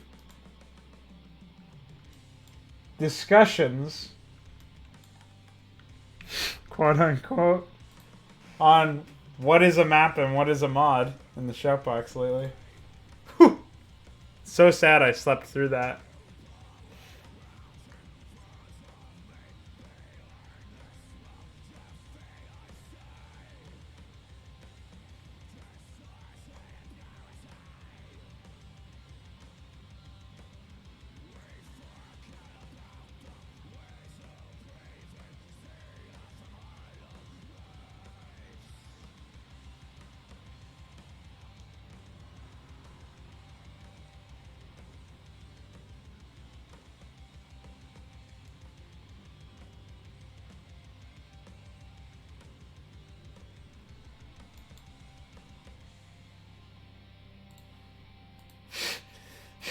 I look back at the chat and you're just ready to... You said the same thing I said at the end of that video. Speaking of video. The fuck? Oh.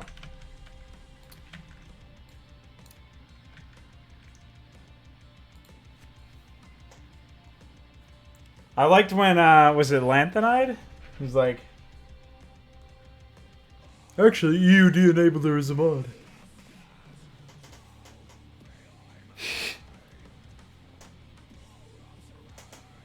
I guess plugins are mods. For some reason, I always look at plugins as like tools. Like the same way as like Python Modding Suite or Firegraft is a tool.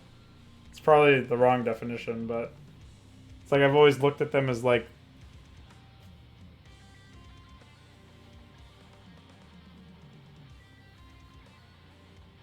I don't know, man.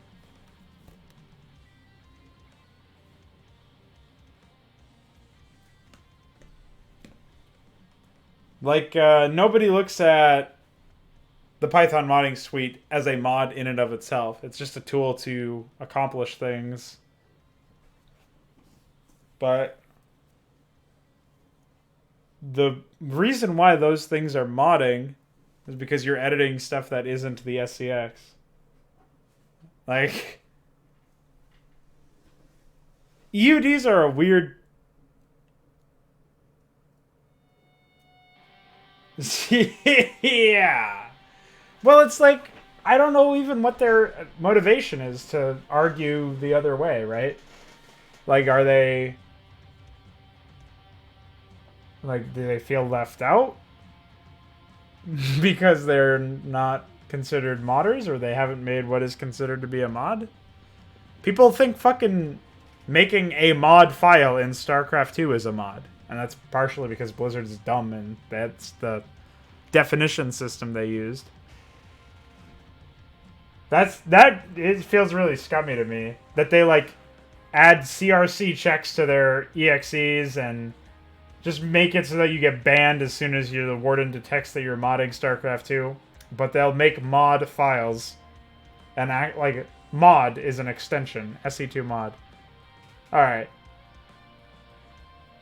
So any actual modding you do is just bannable.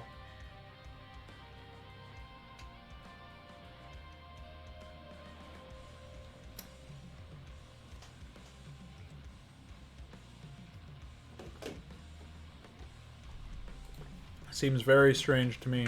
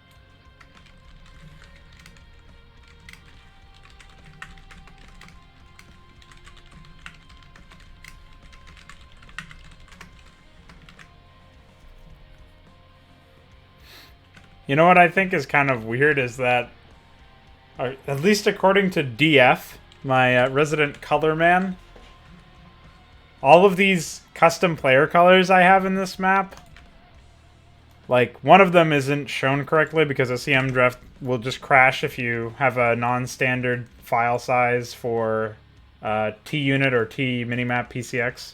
But this one is blue in-game, and this blue color is supposed to be Alice blue. That's what DF calls it. So I just have it AB or Alice in the code. And then you have got Sienna is what this color is. This color right here. And then you see these wraiths here in this battlecruiser are Scarlet. So you've got Alice, Sienna, and Scarlet. It sounds like you're just up against this Tumbler army or something. Like, I just imagine a bunch of medic portraits as your enemies. Like, your enemy dialogues or whatever. And one of them is just like, you think you can get through me like you got through Scarlet? I'm Sienna, bitch. Yeah, or that too, Crayola mugs. I just imagine this, like, group of sassy, don't need no man woman. It's like a book club gone wrong or something. That'd be a good premise for a comedy map, though.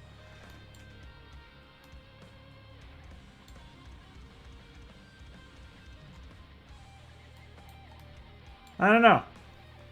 I think especially with, like, all of the miscellaneous modding that I've put into this Project Hydra thing, it's basically I think it's completely unrecognizable from the base product. This map, at least, like the original one. I've expanded the map size. I've restructured a lot of the bases, a lot of the minerals and like resources and stuff. Added 2 new AI. Added an AI. Well, actually 3 new AI. 2 enemies, 1 ally. Streamlined added a new cinematic intro, added a new hero in Mengsk. Oh yeah, I still can't figure out why Mengsk crashes. But it's just like a weird thing that you have. I think I should, in some ways it's like really cool to see a completely new vision of the same idea take off and come to form. But at the same time, I'm thinking sometimes, like, maybe I should just... maybe I should take it a little bit more slowly. I don't know.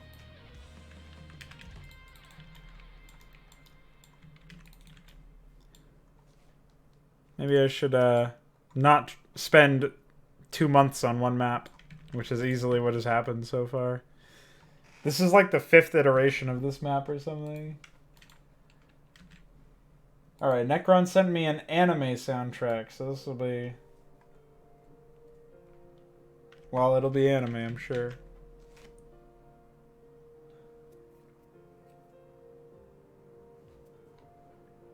Called Kokia. Kokia. Oh, anime.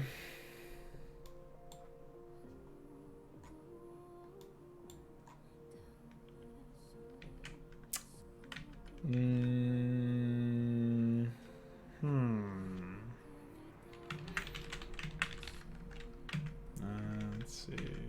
Oh, shit. I don't know how I'm gonna do this one.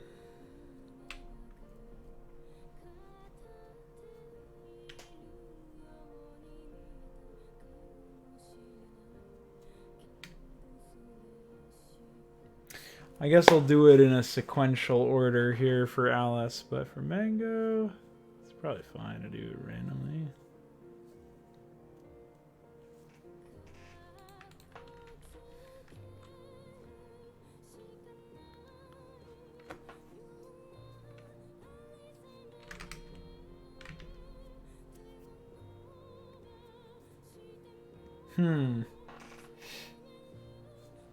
Yeah, I'm gonna say no to that one.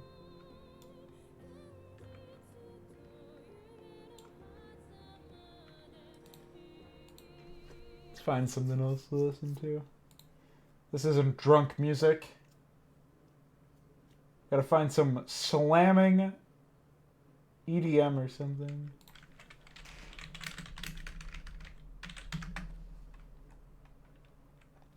Hard Dance High NRG. That's spelled NRG, like the 3 letters. Freeform EDM Rave Mix. It's called New Music, but also called October 2014. So you better be ready for some new music. Oh, I see they just started me off in the middle of a trap beat.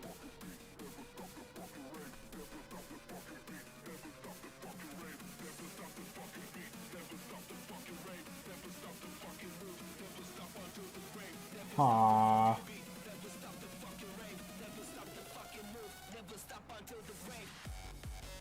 Holy shit. This is pretty good.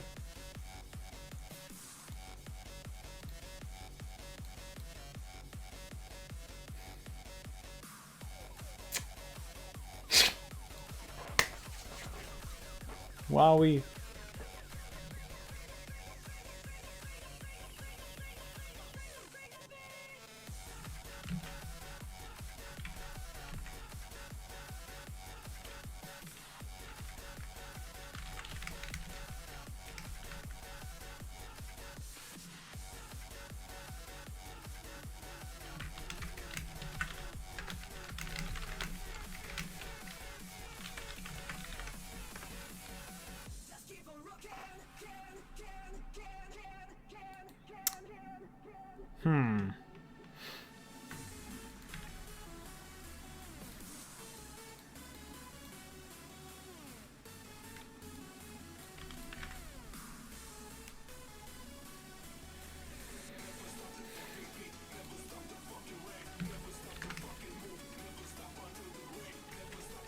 Is it 51, 66, 85, 1, 2, yeah, okay.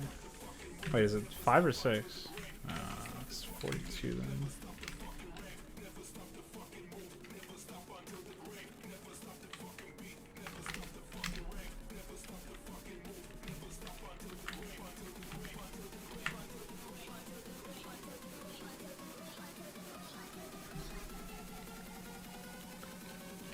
Coming up with revolutionary new ways to order AI.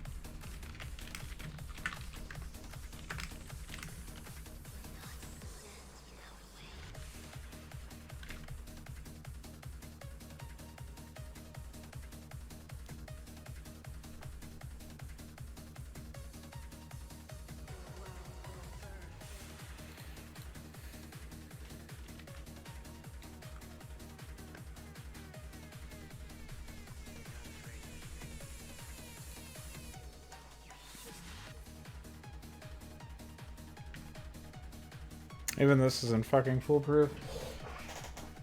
It's got to be an intelligent system to get around this. But I am too tired to figure that one out right now.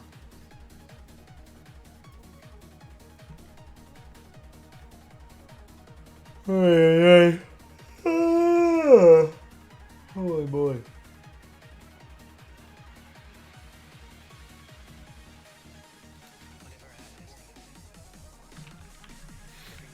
Whatever. Just like when you're drunk and coding plugin work, it's a problem for sober you. You know what I'm saying?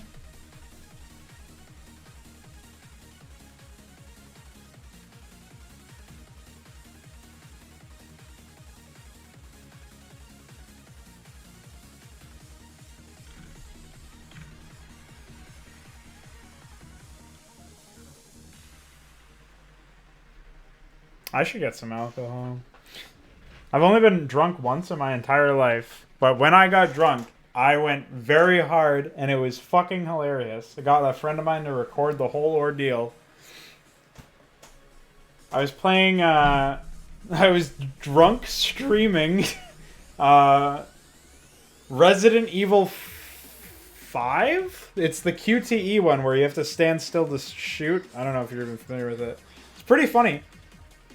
It was the first time I ever had any alcohol. Didn't really feel it come on. And then it all hit me at once. I was drinking Captain Morgan spiced rum with nothing else, just the booze, like no soda or anything. I drink water sometimes with it, but just Captain Morgan. And I was like, this is nothing. I'm fine. No problems. And then at one point I just started piloting a boat backwards. And deliberately, he's like, come on, we gotta do this. He's not drunk, by the way. He's like, come on, what the fuck? It's a co-op game. So Patrick's playing it with me. He's like, what are you doing? I'm like, hey, I'm driving. LOL. I was just fucked. And then we played Counter-Strike. We played some deathmatch in Counter-Strike. He went AFK for 45 minutes. And when he came back, I was still yelling at him. When he left, I was yelling at him while drunk. And when he came back, he's like, dude, I left for 45 minutes. And I was like, no, you didn't. I've been yelling at you this whole time. It's pretty good. Then I took a walk at 3 a.m.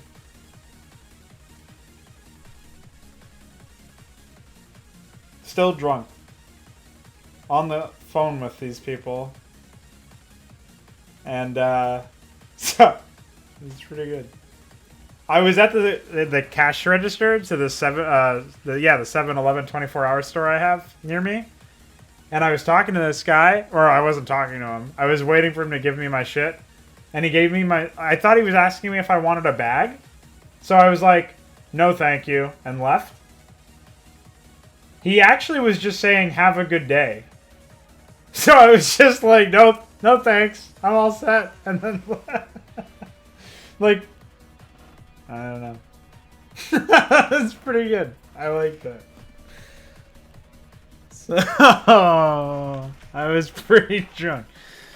But it was a really funny experience, both in the moment and afterwards. I didn't wake up with a hangover because I had enough water, I guess.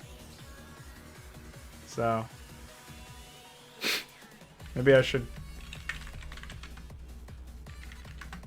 count my blessings.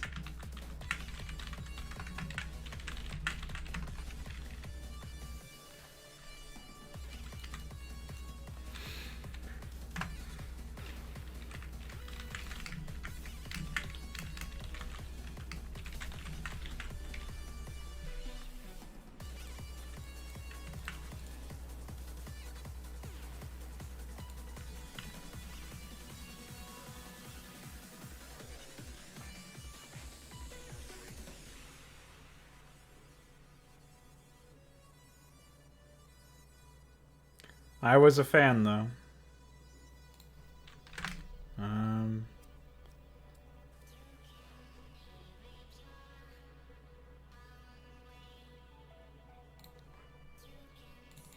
see.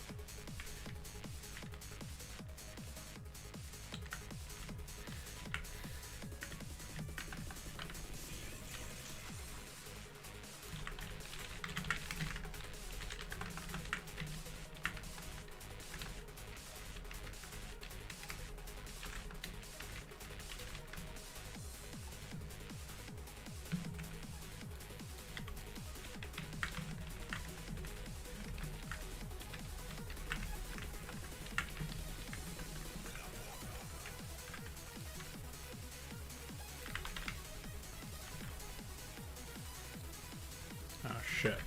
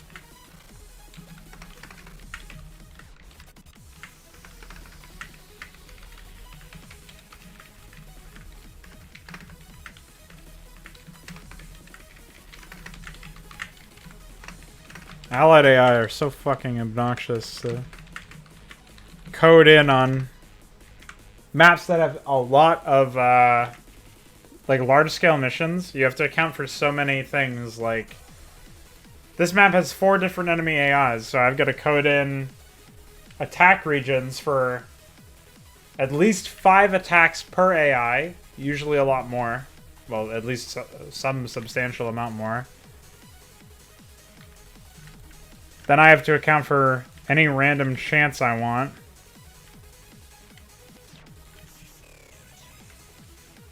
Wait, did I forget something here? A, B, C, D. Isn't there enough? Yeah, it is.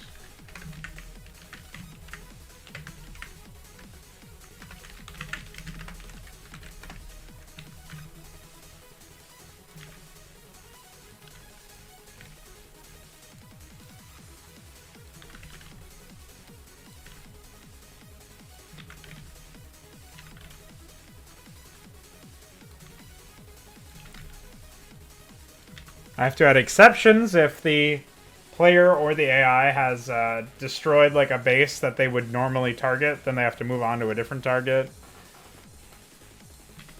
Whew. Let me just get all the locations down and then I'll worry about the exceptions, I guess.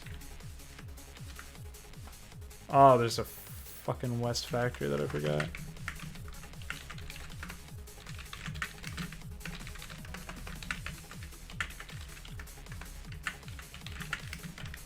I guess this is a little bit different because you wouldn't really, under normal circumstances, have an AI that's like this obscene.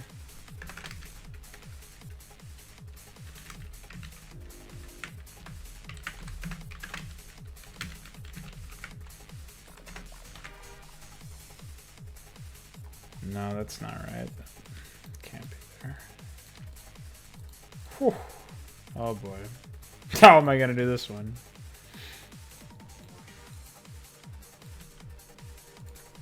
So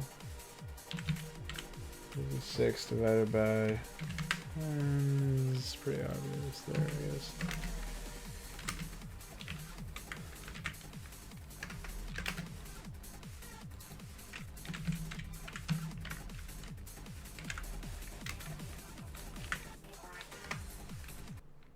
Ah! I paused the music. Scary.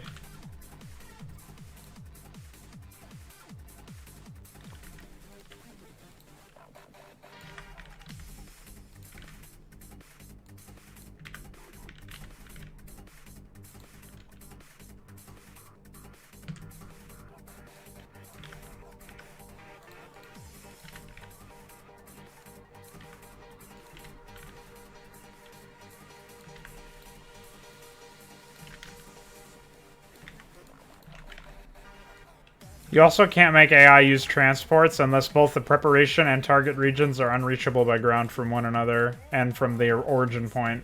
So for example, if the preparation region is the AI player's base, the white player is the AI player in this case, and you give them a target region for this player 2 start location, well, they can't be reached by ground. However, if the AI can reach you know, if you say, all right, I want you to prepare at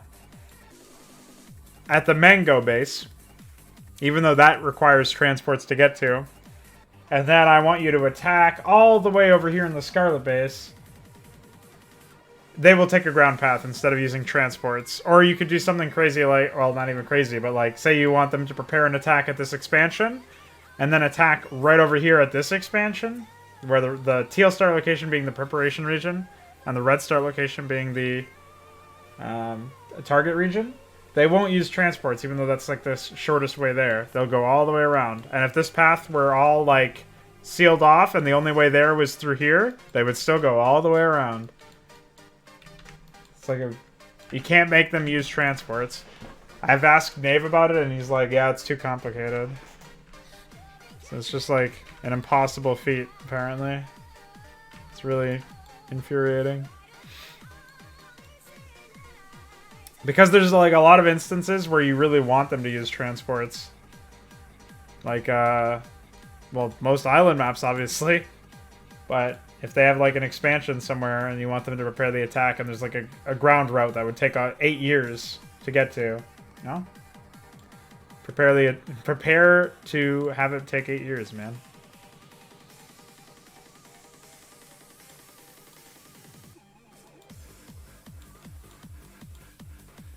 What do I have for... I don't have anything for the central factory, so...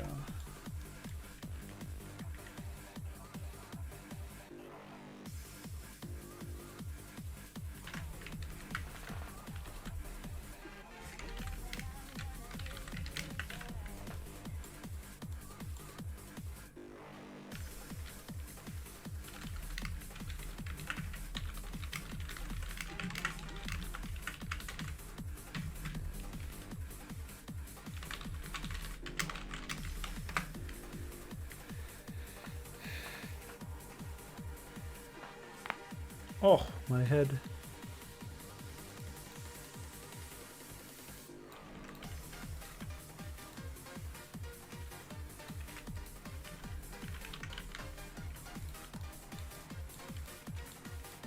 Like here, I want there to be like a preparation region that they take that makes them transport units to this area, this upper ground where the beacon is with the factory and armory.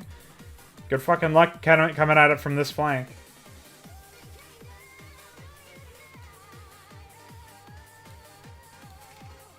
Probably have to use this region here. Also, it's at the center of the region. That's how precise you have. So you could also use locations, I guess, but if there's not enough space for a unit, then it's kind of fucking weird.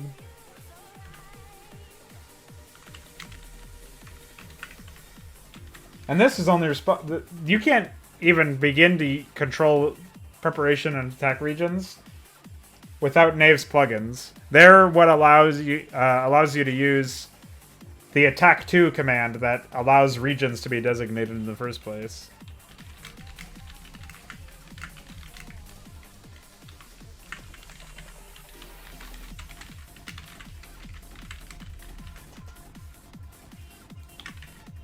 So default behavior just uses its own algorithm that you have no control over. So that's pretty nice.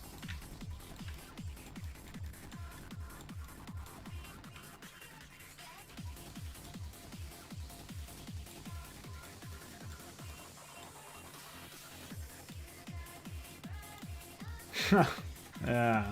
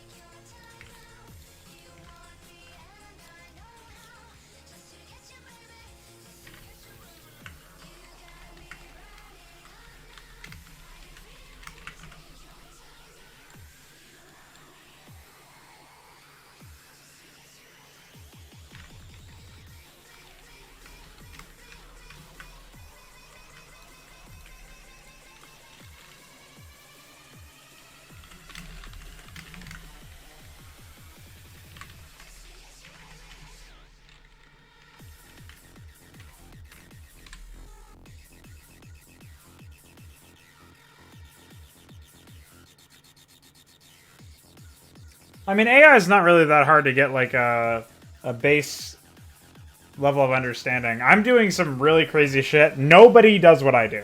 So like when I do stuff where it takes forever, it's because I'm like really anal about stuff. And I really want things to always perform properly. Like when you saw me earlier doing like replacing all of the attack add commands with multi-runs, that's just because in the rare, very rare instances where the AI will request units that it can't immediately build, such as, like, say you've destroyed its barracks, but it wants Marines for an attack. Well, that's a horrible example. Say you've destroyed its starports, but it wants Wraiths.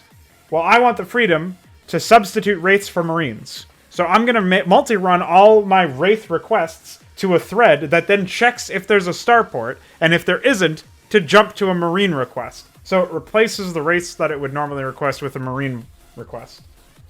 Which in and of itself checks to see if there's even barracks on the field, and if there aren't, it just completely removes itself and cancels the request entirely. So, it's like, I'm definitely going overboard, I would say, with that. And for earlier AIs on smaller scale maps or whatever, it's not necessary. I mean, especially with this AI request unclogger that Knave has completed, that makes it so that it'll just recycle requests that it can't immediately complete and take a look at them later and see if it can complete them then, and then if it can't, just immediately recycle them again. It will, there's no way that you run into issues. The only advantage I get, like before, I used to have the additional advantage that the AI would never hang up, and it would always commence attacks with some units, even if it didn't have the ideal intended attack waves. It would have some units that it would replace. And that gave me more freedom as well, to place like all of the starports in some corner of the map that the player could destroy, and then never have to worry about air units again because you've destroyed all the starports, but the AI will still substitute for its Wraiths that it no longer has, or whatever the case may be. Like, it gave me some freedom in map style and design and stuff like that. But the other advantage that I have is the substitution, which is like the main thing that I have now. So that's the only advantage I get from doing all that. Like, I'm definitely doing stuff that is not super necessary. It's just like I really want to make sure, especially for something like the Alice Blue AI, they have all these tiny outposts everywhere. Some of them have starports, some of them have factories, some of them have barracks. So there's like a good chance actually that you're going to wipe out most of its production structures. And then, you know, of a certain kind, you know what I mean? So that's like an instance where I guess it makes a bit more sense. But for most instances, you don't... Like, I would never look at some of the AI that I've written and use that as like an example to try and reverse engineer like best practices for AI. I'm not even convinced that they're best practices for me, but there's stuff that I do because I want specific outcomes that... Like, most people aren't even familiar with the basic AI commands, let alone what Knave's new commands do and what the new conditions you actually have are. And or new options you have at your disposal. So...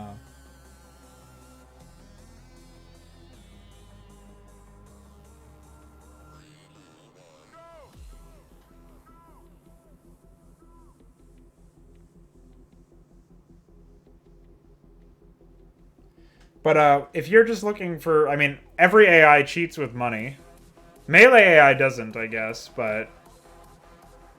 runs out of money a lot, so most of the cases... Like, high-end Melee AI does cheat with money, for sure. But, I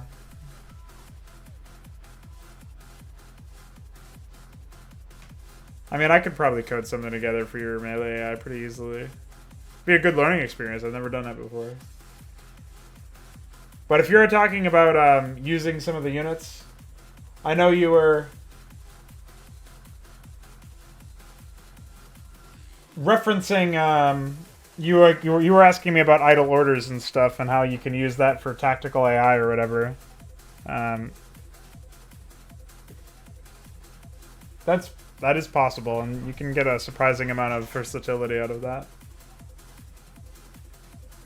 But outside of scripted scenarios, it's unlikely that you'll... Well, I don't know. Is it possible to create locations through manipulation of the triggers file? Or somehow? Even in a melee environment? Because you could use locations as attack regions instead of... Like, you could use them for attack too. And what you would do here is you would center a location using default triggers on a specific AI unit that is designed to infiltrate, like, through cloaking or something. And you would use that unit as a pointer. So you'd have, like, one unit that serves as where the preparation marker is, and one unit that serves as the target marker. I mean, it's a lot of work. It's probably not worthwhile, but you could use that to make the AI harass, even in melee scenarios. I don't know how you would govern where they position the units, but if you could center those locations, you wouldn't have to worry about specific coordinates.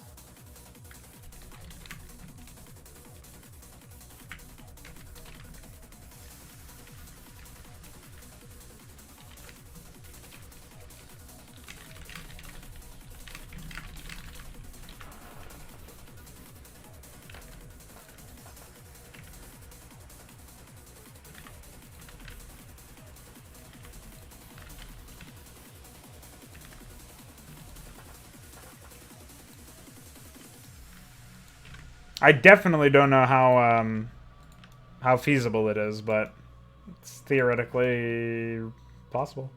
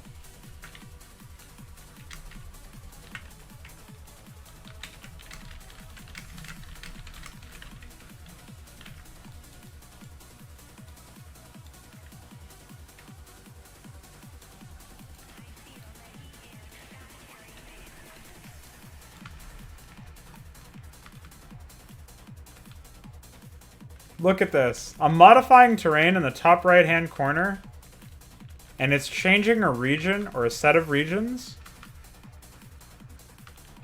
in the brown mineral line in the top left. That's actually the only region it's changing.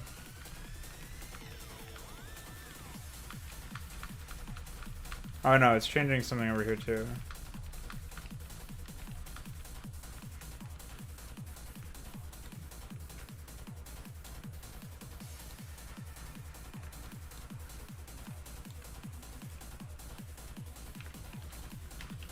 Yeah, you and me both.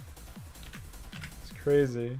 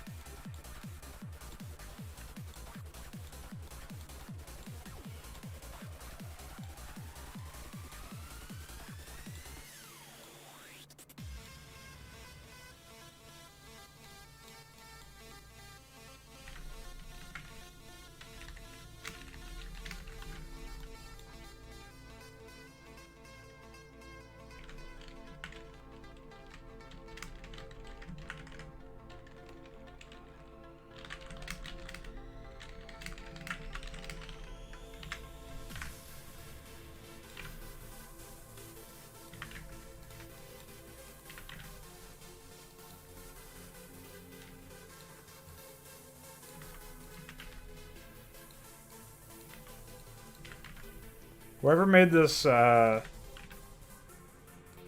this mix is like a robot fetishist or something.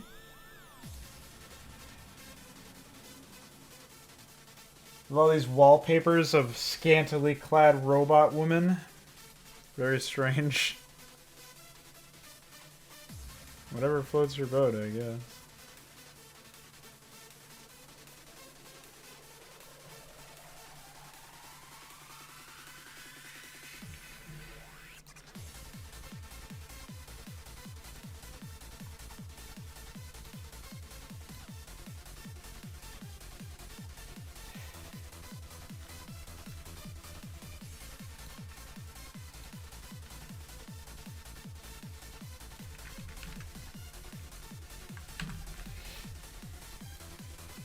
Oh, man.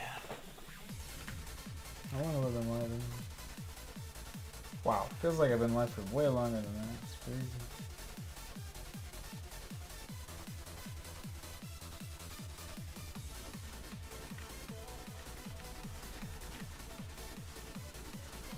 Ugh.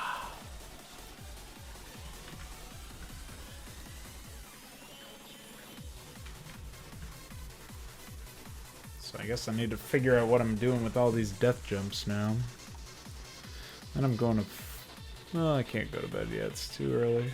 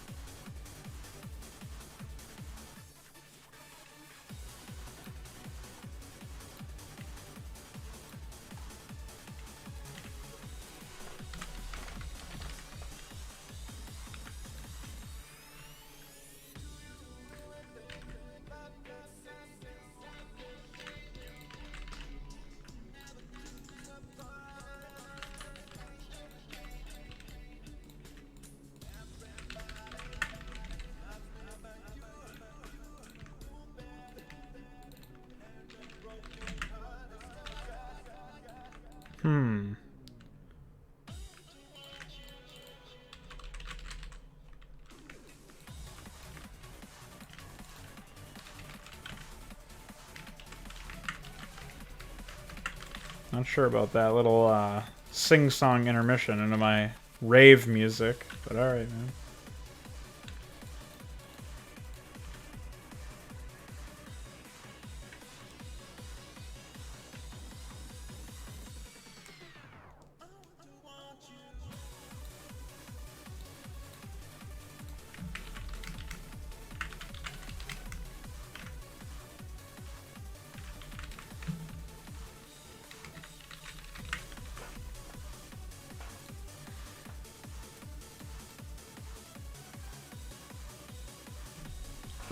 It's about 1 o'clock in the morning.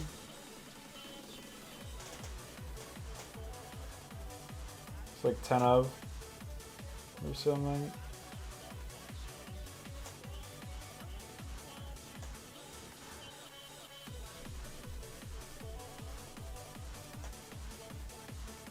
I woke up at noon today though. 2 days in a row.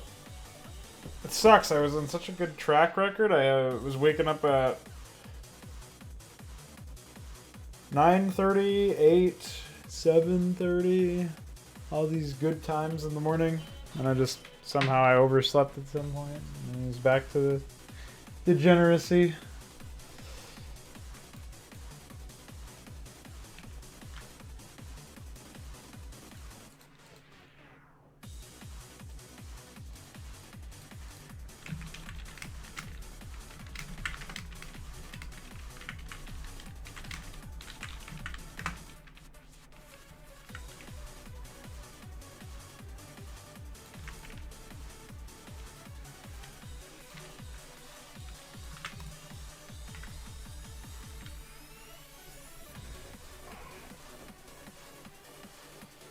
Alright, I think that's everything anyways. There might be some specific ones that I'll have to take a look at in practice and see if they need to be changed, but scaling's probably fine. Now this AI just needs to have its attacks written, which will be... I usually do like 20 attacks max. No, I usually do 15 attacks in the scaling thread and 5 to 7 or something in the loop. This is the moment where I'm like, I really don't feel like doing it right now, but I'll probably force myself to anyways, because it's like, well, it's not really that much work. Just do it, you pussy.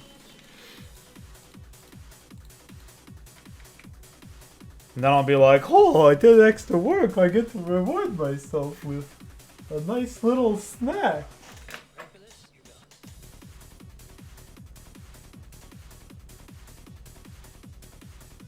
I've eaten like a real idiot today, actually, now that I think about it.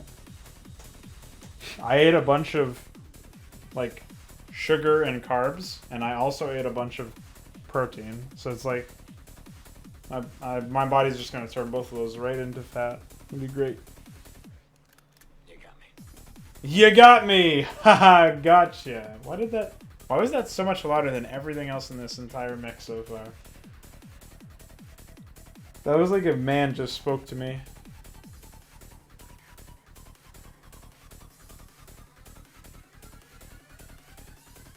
Said some scary stuff too. I am the danger. Alright. Whatever. I guess I'll do it. Aw, man. First couple attacks have to be scripted. Fuck.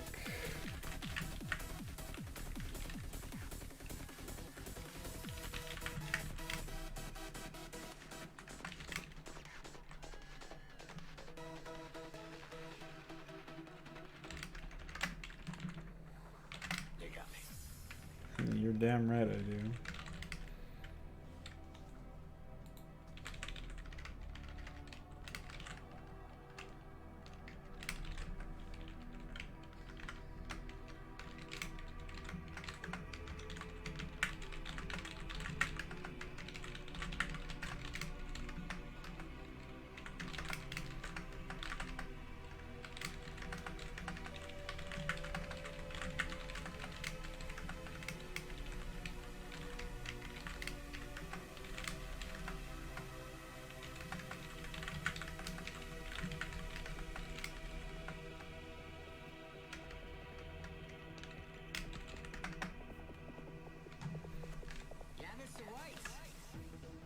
Yeah, Mr. White. Yes, science. Shut up, idiot. Oh, you can tell this is from... If I was in the meth business, the money business. Neither. I'm in the empire business. You can tell this is from 2014, is when Breaking Bad was still relevant.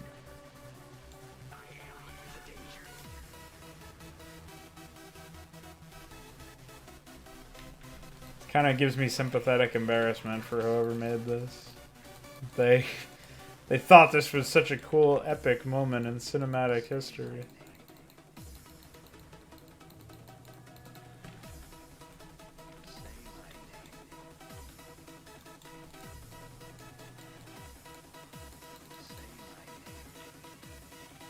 No, Heisenberg, I will not say your name.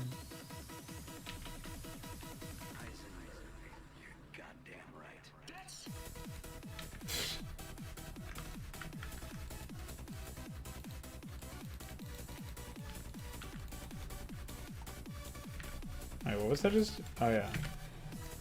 Idiot.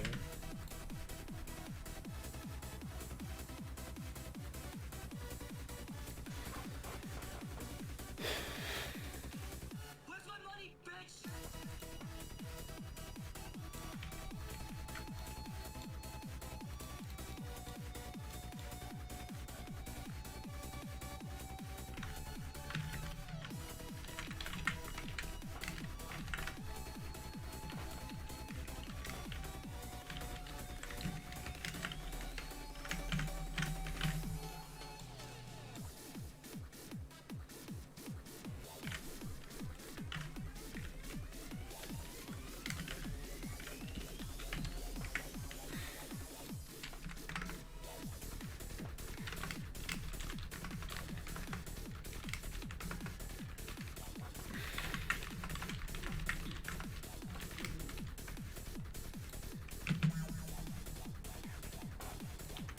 Okay.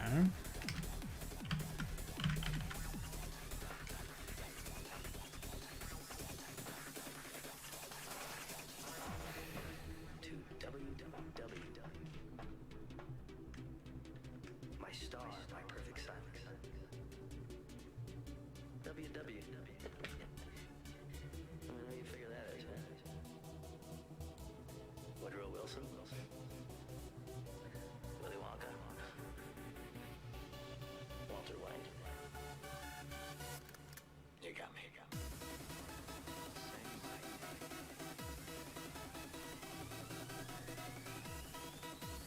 You just did say your name, idiot. Not in danger. I am the danger. What a track this is, dude. Don't you want to rave to Walter White? Ay.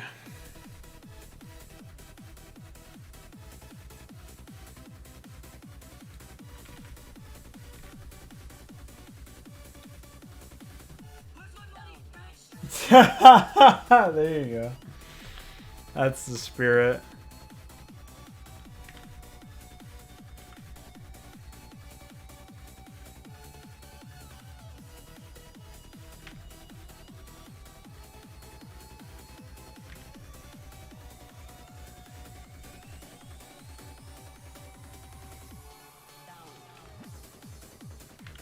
Oh shit.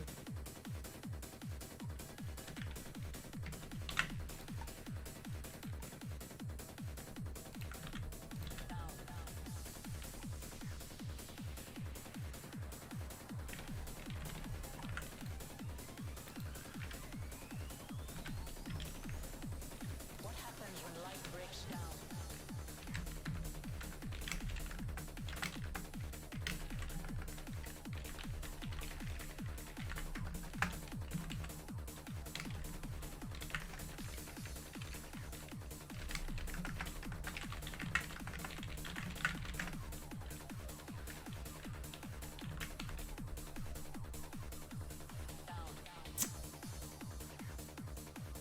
I feel.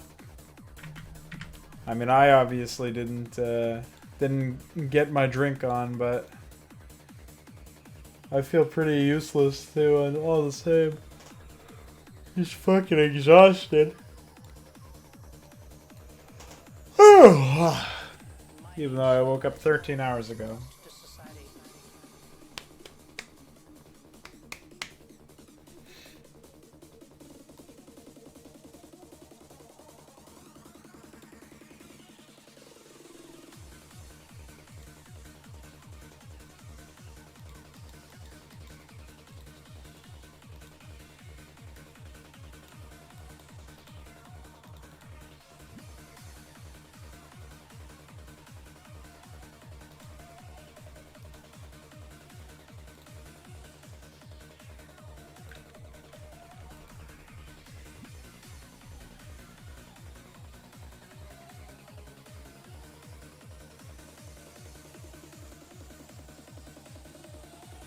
His name symbolized all that was pure.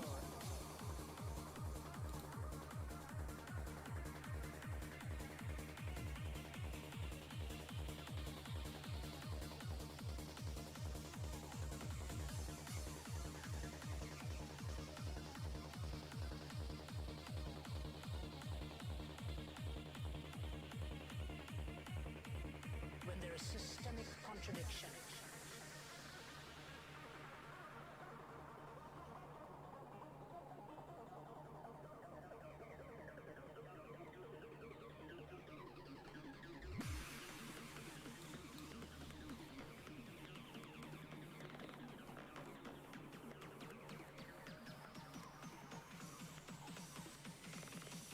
and no other love can be defined until that love has properly been understood. What love is this? It is God's love. Todd's Law.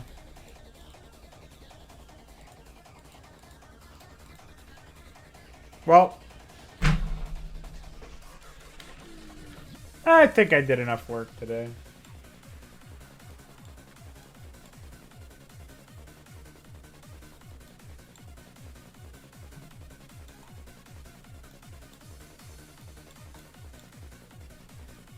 I am the man who plays fucking flame knives after all. I think I can give myself a pass today. And just finish this tomorrow, dude.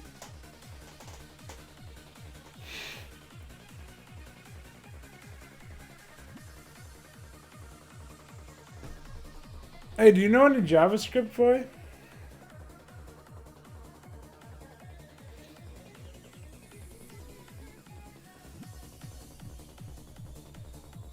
Fuck.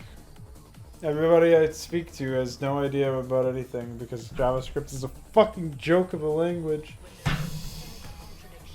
Big la la lol haha. Holy shit, I might as well be drunk right now. Holy moly. Alright, turn this music off. Get it out of here. Give me back my Joe Rogan. Alright, well, I don't know how much work I actually got done today, but it was enough.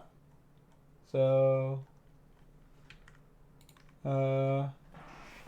stay thirsty, my friends. Drink, drink. Glug, glug.